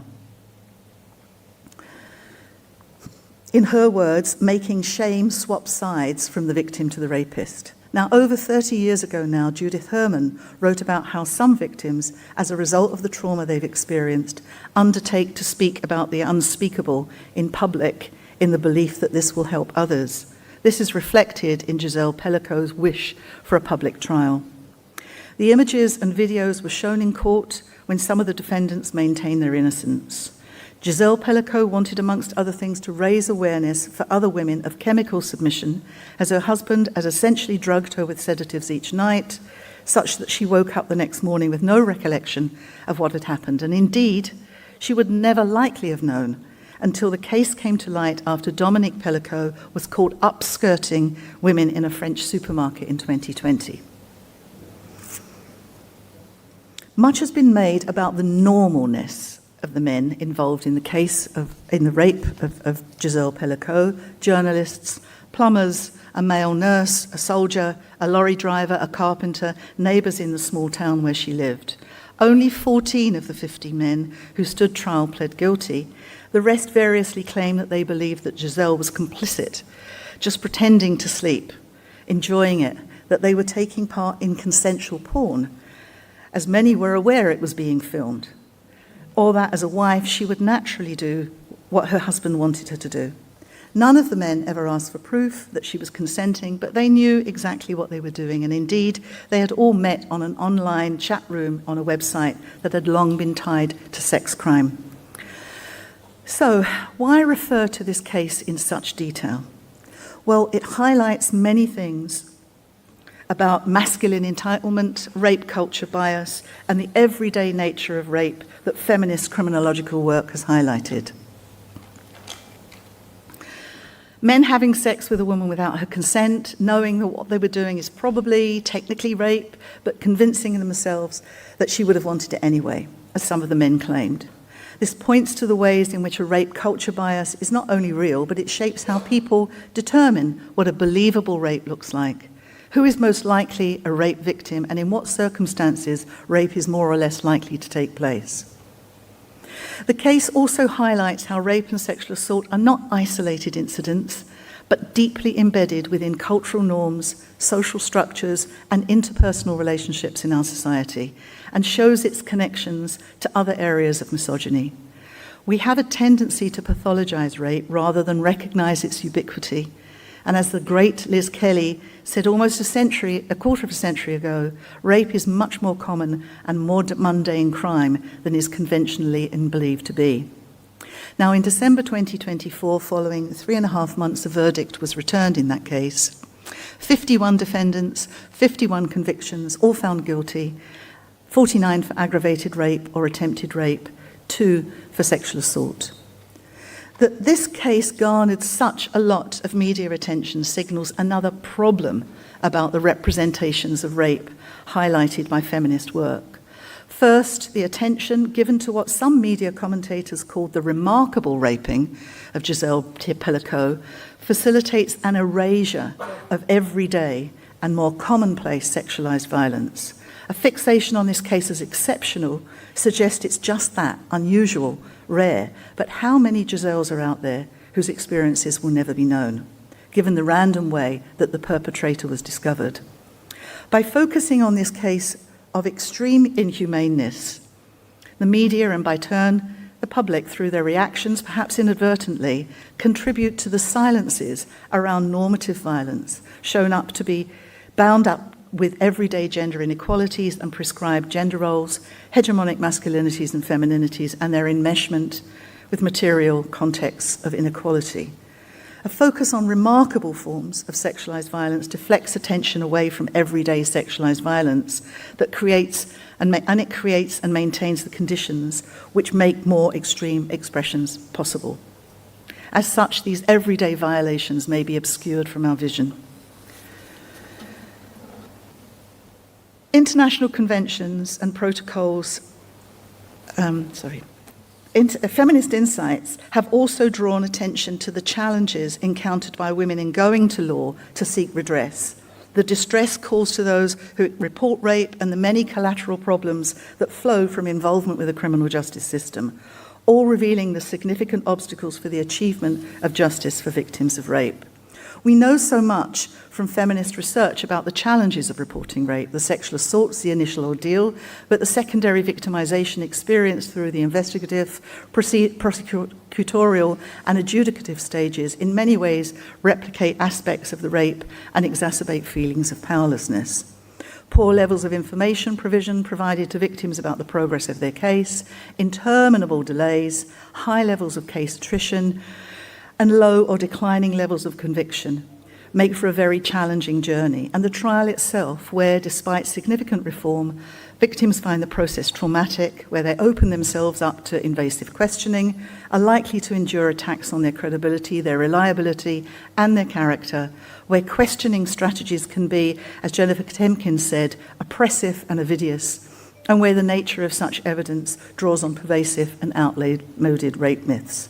So I also use the example of the Pellico case to highlight the treatment of Giselle Pellico during the trial, where she was variously portrayed as a woman who enjoyed sex too much, that she got what she deserved, that she was an exhibitionist, that her wish that the trial be made public and the showing of the incriminating videos broadcast during the trial were evidence of her exhibitionism and simultaneously constituted an act of revenge.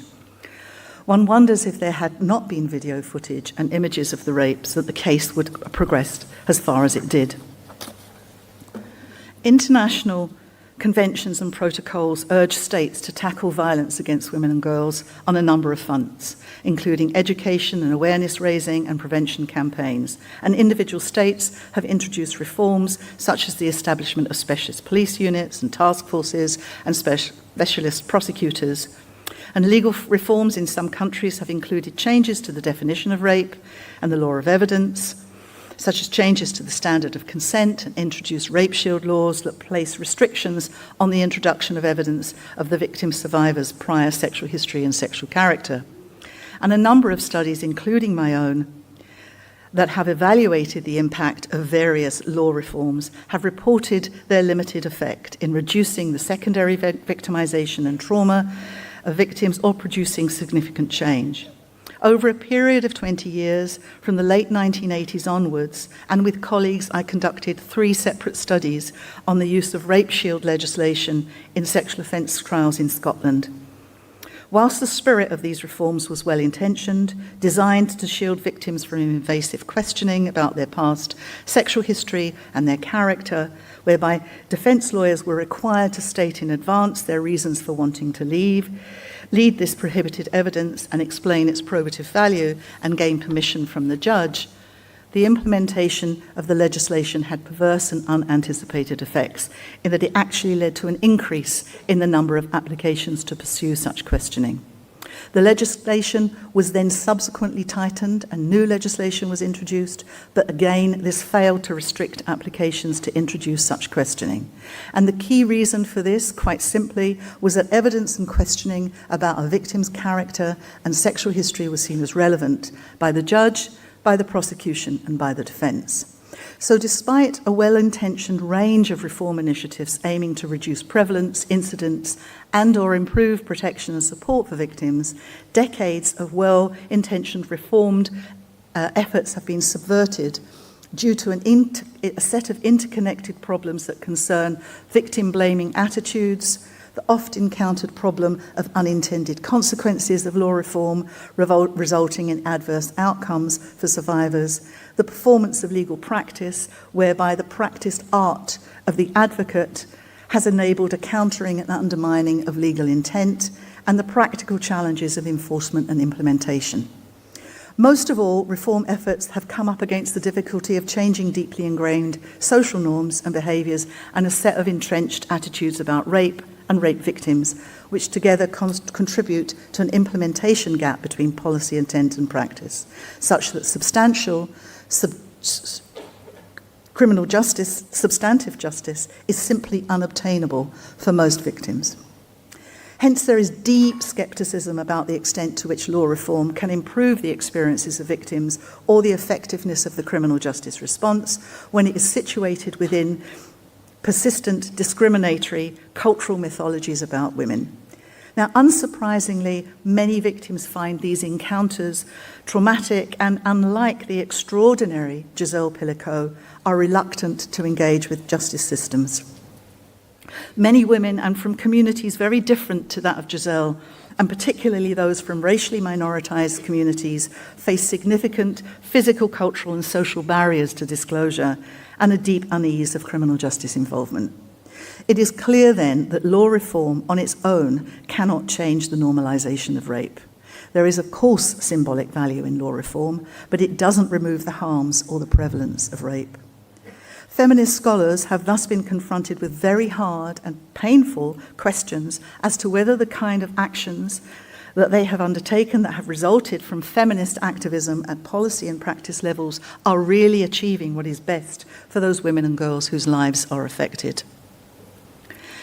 Alongside reform efforts, we have also seen in many countries and in the context of increasingly politicised landscapes a renewed emphasis on the criminalisation of violence against women, particularly marked in relation to domestic abuse.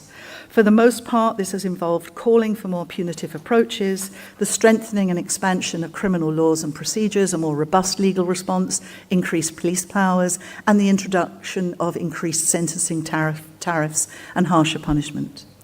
In many ways, this is reflected in what David Garland outlined in relation to the manner in which the dismantling of the welfare state, and certainly in the UK, created the socio-economic conditions leading to the punitive turn in the 20th century, whereby the state were able to instrumentalise incarceration as a solution to what were essentially economic, social and political problems. Through this prism, we can see increased criminalisation and tough-on-crime policies passed in the name of protecting women. Now, whilst increased criminalisation has primarily been driven by the state, claiming victim and or public interest, there have been some feminist alliances that concur with the belief that punitive policies against sexual violence are the most appropriate intervention strategy. And Me Too certainly had the effect of catalysing collective action for structural change, but this led in many circumstances to increased punitiveness.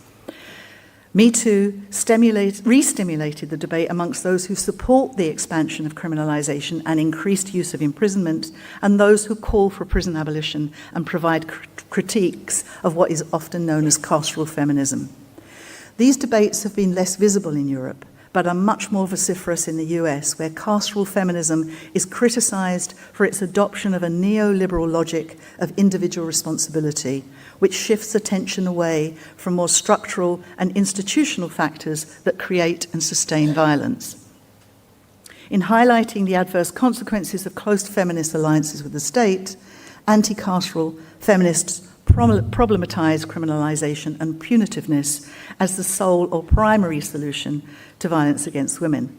Now, of course, feminist disagreement is absolutely nothing new, and these highly contested debates have been very productive for conceptualising more transformative justice frameworks which address violence in ways that take account of social and individual accountability and mend the harms of systemic and interpersonal violence, rather than sole reliance on punitive mechanisms.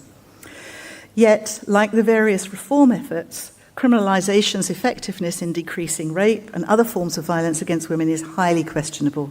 It does little to support and protect victim survivors and their families, who often have more complex justice needs than can be delivered by or through the criminal justice system. And some consider this a failure of feminist policy engagement.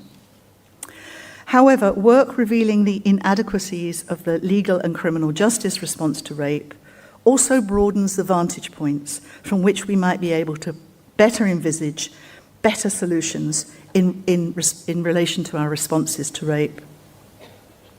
Until relatively recently, moves to reform the law and the criminal justice response have largely occurred in the absence of any significant evidence regarding the views of rape victims, who arguably bear the brunt of the consequences of implementation of these legal and policy reforms.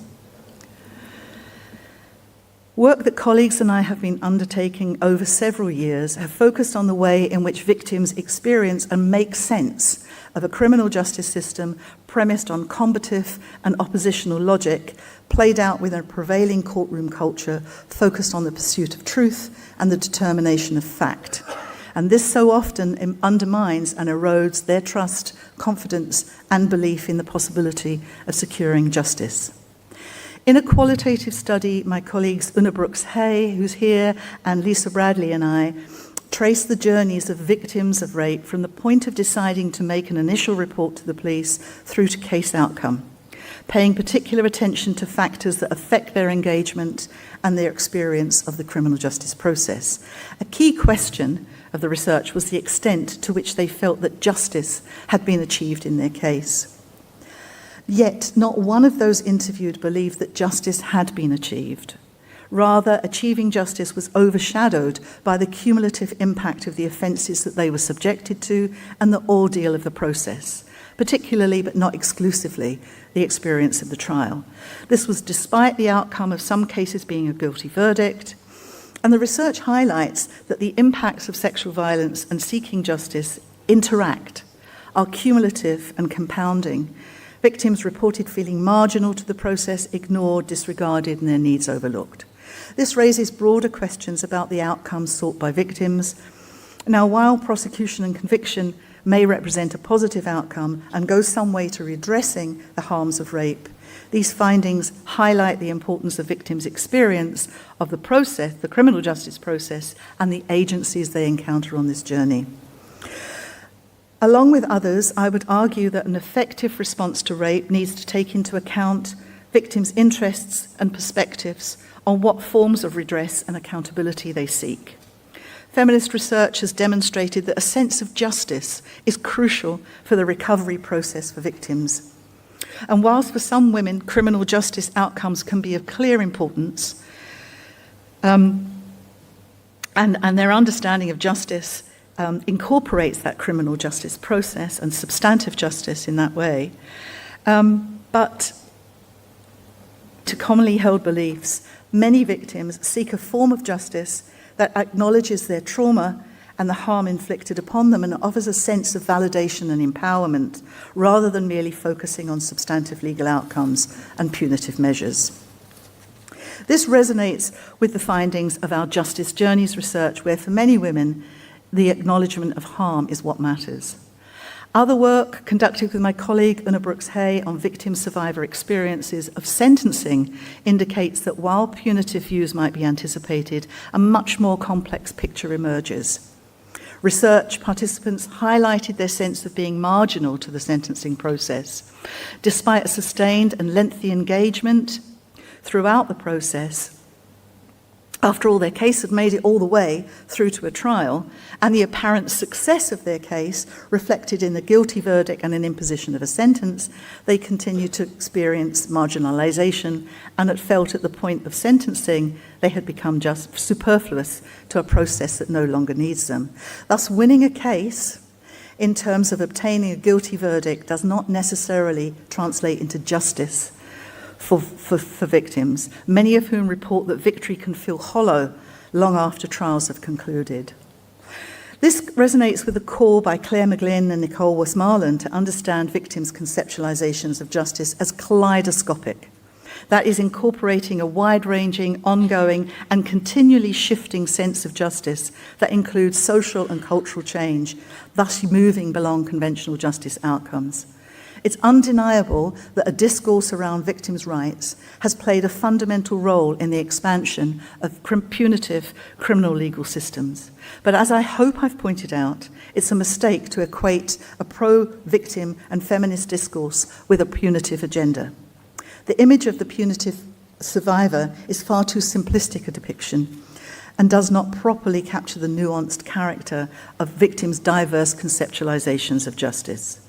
For many, justice arises out of being heard, recognised, believed, and treated with dignity throughout the legal process, to assist regaining a sense of control and autonomy and agency. And this resonates with Nancy Fraser's work on recognition, which argues that victims' past and present demands are best integrated as part of a broader quest for recognition as partners in social interactions.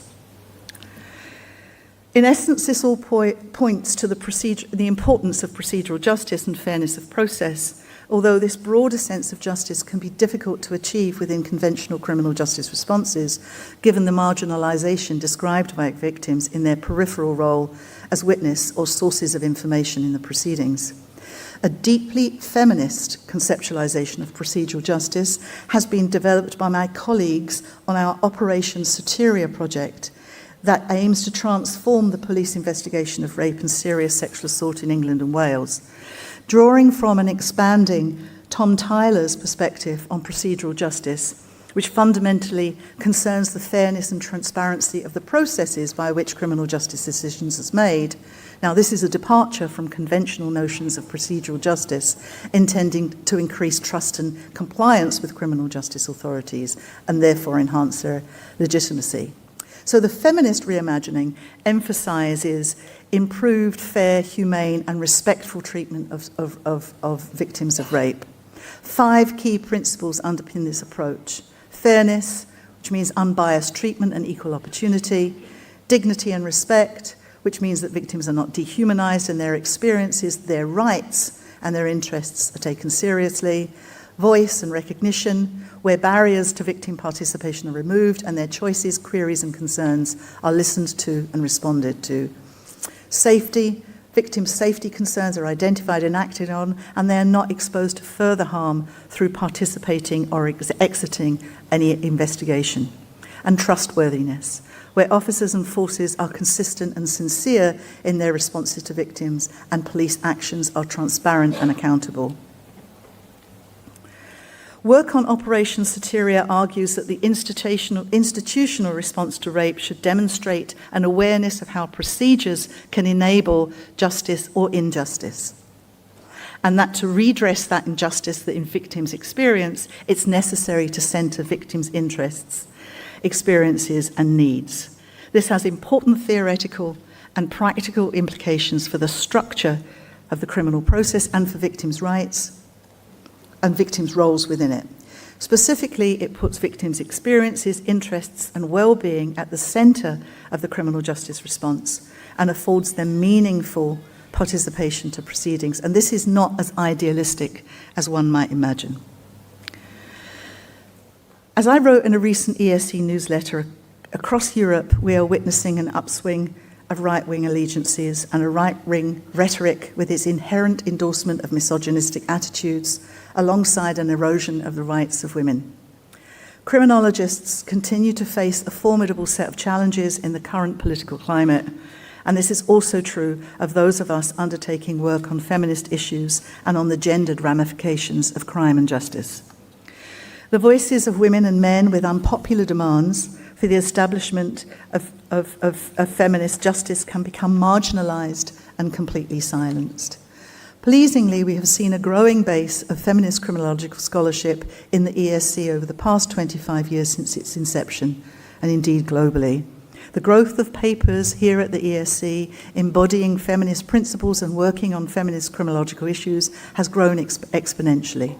These papers are diverse and highlight the ways in which debates and contestation are central to feminist methodology, being vigilant of who and what is ignored, and highlight the integration of key concepts like intersectionality. The legacies of feminism remind us of the need to adopt inclusive and non-judgmental approaches and to ensure that the lives and experiences of women and girls and men remain a central focus within criminological research and practice. I want to say thanks to the women who have supported me in my career and with whom I've worked closely, some for a very long time. These are also the women who have inspired me with their intellectual insight and compassion, their commitment to pursue topics that both excite and engage, and whose work lays the foundations for truth and social justice to create the kind of world we'd all like to live in. And some of the women are in this room. Thank you very much.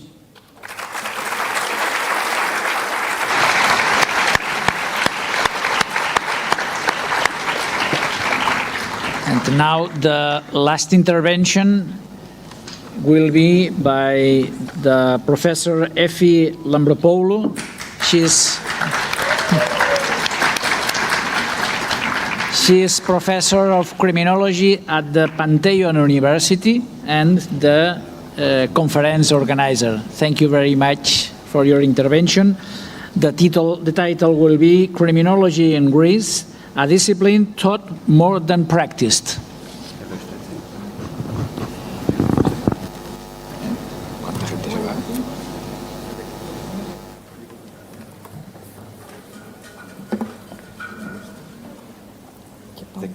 Okay. I know that you are tired, I'm tired too. There will be a reward. So a little bit patience. Dear Vice President, dear senior management members of the American College of Greece, dear keynote speakers, dear colleagues, good afternoon and welcome to the most adventurous conference of the year. Before giving you an overview about the development of criminology in Greece and presenting you the state of the art, I would like to say a few words about the topic of this year's conference. The topic is an idea of Alexandras Dobrininas, and this idea suited me very well. I will tell you why. Historically, Greece crime policy was marked by leniency, but in recent years it has oscillated between leniency and severity. While punitive strategies and tough on crime rhetoric have never had broad political traction in Greece, the current government has responded to public anxiety over high-profile crimes such as rape, homicide, domestic violence, and child pornography by amending laws several times between 2019 and 2024 to toughen penalties and emphasize victim protection. A notable aspect of the Greek context is the influence of activist groups such as feminists, LGBTQ advocates, and Antifa cycles who support victims or alleged victims. Although these groups are not politically aligned with the government, their growing visibility and activism have contributed to the push for harsher criminal laws. They also provided the government with both the opportunity and justification to satisfy even its more conservative voters. However, these new moral entrepreneurs, at least in Greece, selectively intervene in criminal justice, prioritizing ideologically aligned cases, while often undermining core legal principles such as due process and judicial impartiality. Their approach challenges established legal norms, favoring emotionally and politically motivated responses over consistency and fairness. Through this example, I hope to underscore the relevance of the conference theme and to highlight the broader tensions between penal populism, victim advocacy, and the principles of democratic justice. Logos and not logo is a term used in Western philosophy, psychology, and rhetoric, as well as religion. Among its connotations is that of a rational form of discourse that relies on inductive and deductive reasoning. Aristotle first systematized the usage of the word, making it one of the three principles of rhetoric alongside ethos and pathos. Logos appeals to logic and reason. Ethos appeals to the speaker's credibility and character. And pathos appeals to the audience's emotions. And now I would like to say a few words about criminology in Greece. The first university in Greece, the National and Kapodistrian University of Athens, was established in 1837, 10 years after the country's liberation from Ottoman rule. Nearly a century later, in 1930, Konstantinos Gardikas was appointed professor of criminology and began teaching at the University of Athens. Gardikas completed his doctoral thesis at the University of Geneva at the age of 22 and was appointed privat docent in criminal law. A year later, he moved to Smyrna, where he served as director of prison administration for the Smyrna Commission. In 1923, he returned to Athens to serve as a department head in the city's police. Gardikas played a key role in shaping the city's police by closely cooperating with and strongly supporting British officer Frederick Loch Halliday, who had been appointed by the Greek government to design the new civilian policing force based on the London metropolitan model. Until then, policing throughout the country had been carried out by the Gendarmerie. He later became the first director of the Central Office of Forensic Identification and managed the agency for 36 years. His 3-volume, 2,600-page work on criminology, penology, and criminalistics, published between 1936 and 1955, became foundational in the field. 2 years later, in 1932, Gardikas also began teaching criminology at the Pantheon School of Political Sciences. Since its establishment in 1930, the school's curriculum had included criminology, penology, and sociology. A decade later, in 1942, Professor Ioannis Papazachariou was appointed to teach criminology at Pantheon. In 1925, Greece's second university was founded in Thessaloniki. Its law school was established in 1930, and by 1934, criminology was introduced to the curriculum initially taught by Professor Kastorchis and Karanikas. Karanikas earned his Dr. Juris degree from the University of Leipzig.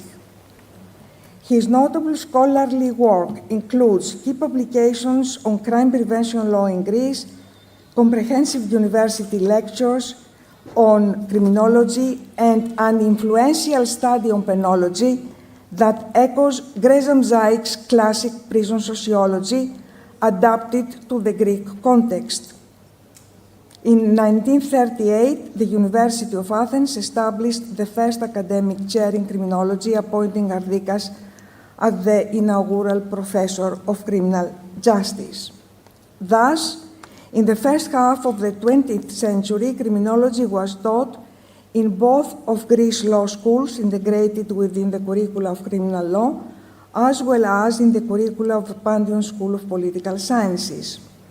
The founders of Greek criminology, who were also practitioners, were well informed about contemporary European criminological literature, theories, and policies.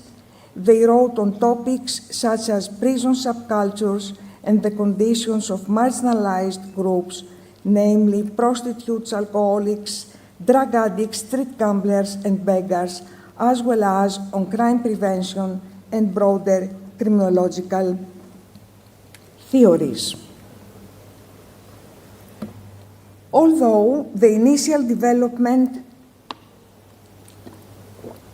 of criminology in Greece showed promise and occurred concurrently with the developments in other European countries, both theoretical and empirical research fluctuated in the following decades due to political factors that affected the social sciences as a whole. When democracy was restored in 1974, after decades marked by world wars, regional wars, national disaster, and political turbulence, criminological research was virtually non-existent. It was not until 85-86 that the criminology section was established on the initiative of Alice Maragopoulou, Professor of Criminology and Criminalistics, within the newly created Sociology Department at Pantheon University. This section, unique in Greece, continues to operate within the Sociology Department. A year earlier, in 1984, the first postgraduate program in criminology in Greece was established at Pantheon School, named the Postgraduate Seminar in Criminological Studies. The founders were Alice Maragopoulou, Ilias Daskalakis, and James Farsedakis. In 2003, it evolved into the current postgraduate program in criminology. In the late 80s, criminology teaching began to expand, a trend that continued more intensively in the following decades. Professor James Farsedakis, Kalliopi Spinelli, Nestos Kourakis, Sterios Alexiadis, and Yannis Panousis made significant contributions to this expansion and development. Undergraduate courses in criminology, criminal justice, or crime policy are now generally offered not only by the Sociology Department of Pandion University, but also by 6 more universities, which means in total by 7 universities, and postgraduate studies are offered by 4 universities and last 4 semesters.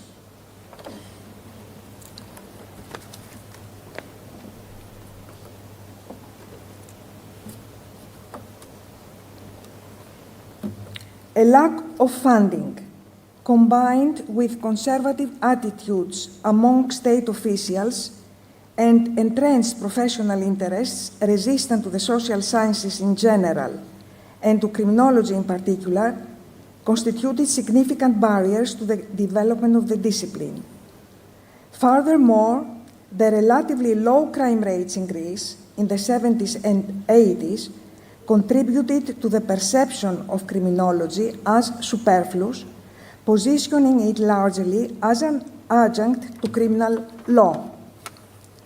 Systematic criminological research was conducted for about a decade at the National Center for Social Research under the supervision of Ilias Daskalakis, professor of criminology at Pandion School. During this period, a dedicated criminology research team carried out 2 major studies, one on criminal justice, focusing on judges and courts, and another on the prison system and prison subculture in Greece. Following Daskalakis' death in 1986 and the restructuring of the National Research Framework, the criminology team was dissolved. Its members were redeployed across the center's new established 4 institutes. They continued research in adjacent fields, and occasionally they returned to explicitly criminological subjects. In the late 90s, a general increase in recorded crime, especially in more serious offenses, led to a growing demand for criminologists within state institutions, mainly through participation in various governmental committees and working groups tasked with drafting new legislation alongside criminal law scholars, judges, and lawyers who had traditionally dominated the field. Criminological research has intensified over the past 2 decades, primarily through empirical studies conducted by individuals or small groups, often with little or no funding. The increase is partly driven by the growing need for Greek criminologists to engage in international scientific discourse. In the absence of large-scale research programs, doctoral dissertations have emerged as a means of partially filling the gap. These are some of the systemic limitations which present significant barriers to conducting extensive and methodologically robust research, hindering the development of long-term strategies. The decade-long debt crisis significantly worsened the already limited funding available for research. As a result, while criminology education in Greece has flourished for over 30 years, the state of organized and systematic research remains discouraging.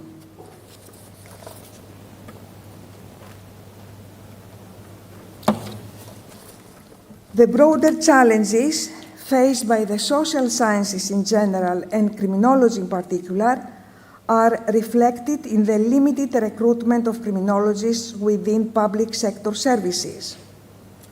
These services include post-release support programs, probation services, juvenile probation, and court departments. Nonetheless, this trend cannot be attributed only to governmental inaction. It is also partly due to a lack of interest among criminologists themselves. For instance, although the number of designated criminologist positions in correctional institutions has gradually increased from just 2 posts across 27 prisons in 1999 to 7 posts across 34 prisons by 2019, such positions have consistently remained unfilled. In contrast, positions for sociologists and psychologists attract strong interests, and vacancies in these fields are rarely left unoccupied. Yet, a significant number of criminologists prefer to teach at private colleges where opportunities are more readily available rather than engaging with the more complex and demanding realities of public sector work.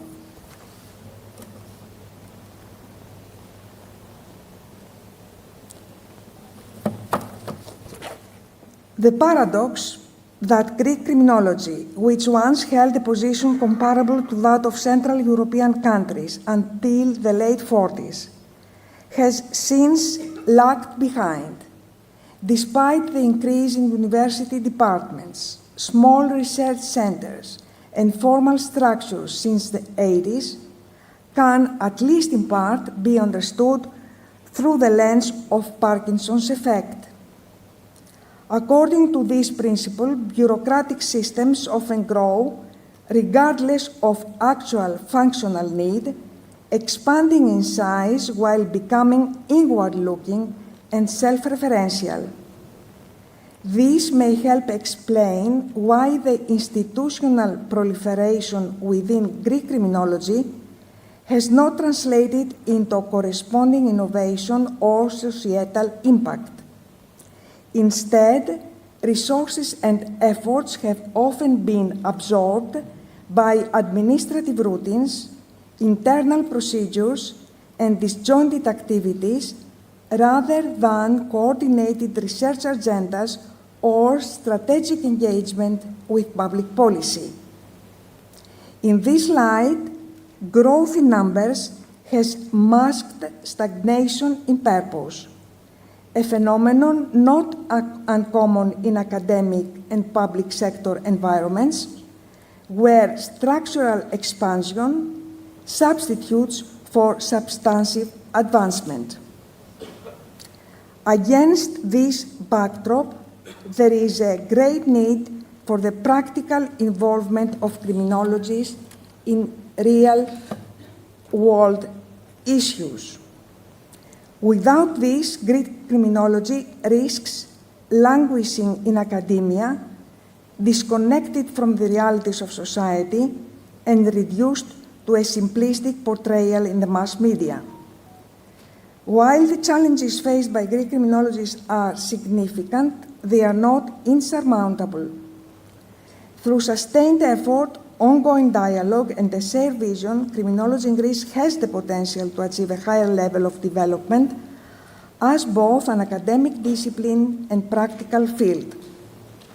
It is hoped that this conference will assist Greek criminologists in maintaining and strengthening their ties with the European Society of Criminology, ensuring that these connections persist despite the obstacles ahead. Thank you very much, and I wish you a productive event and a pleasant stay.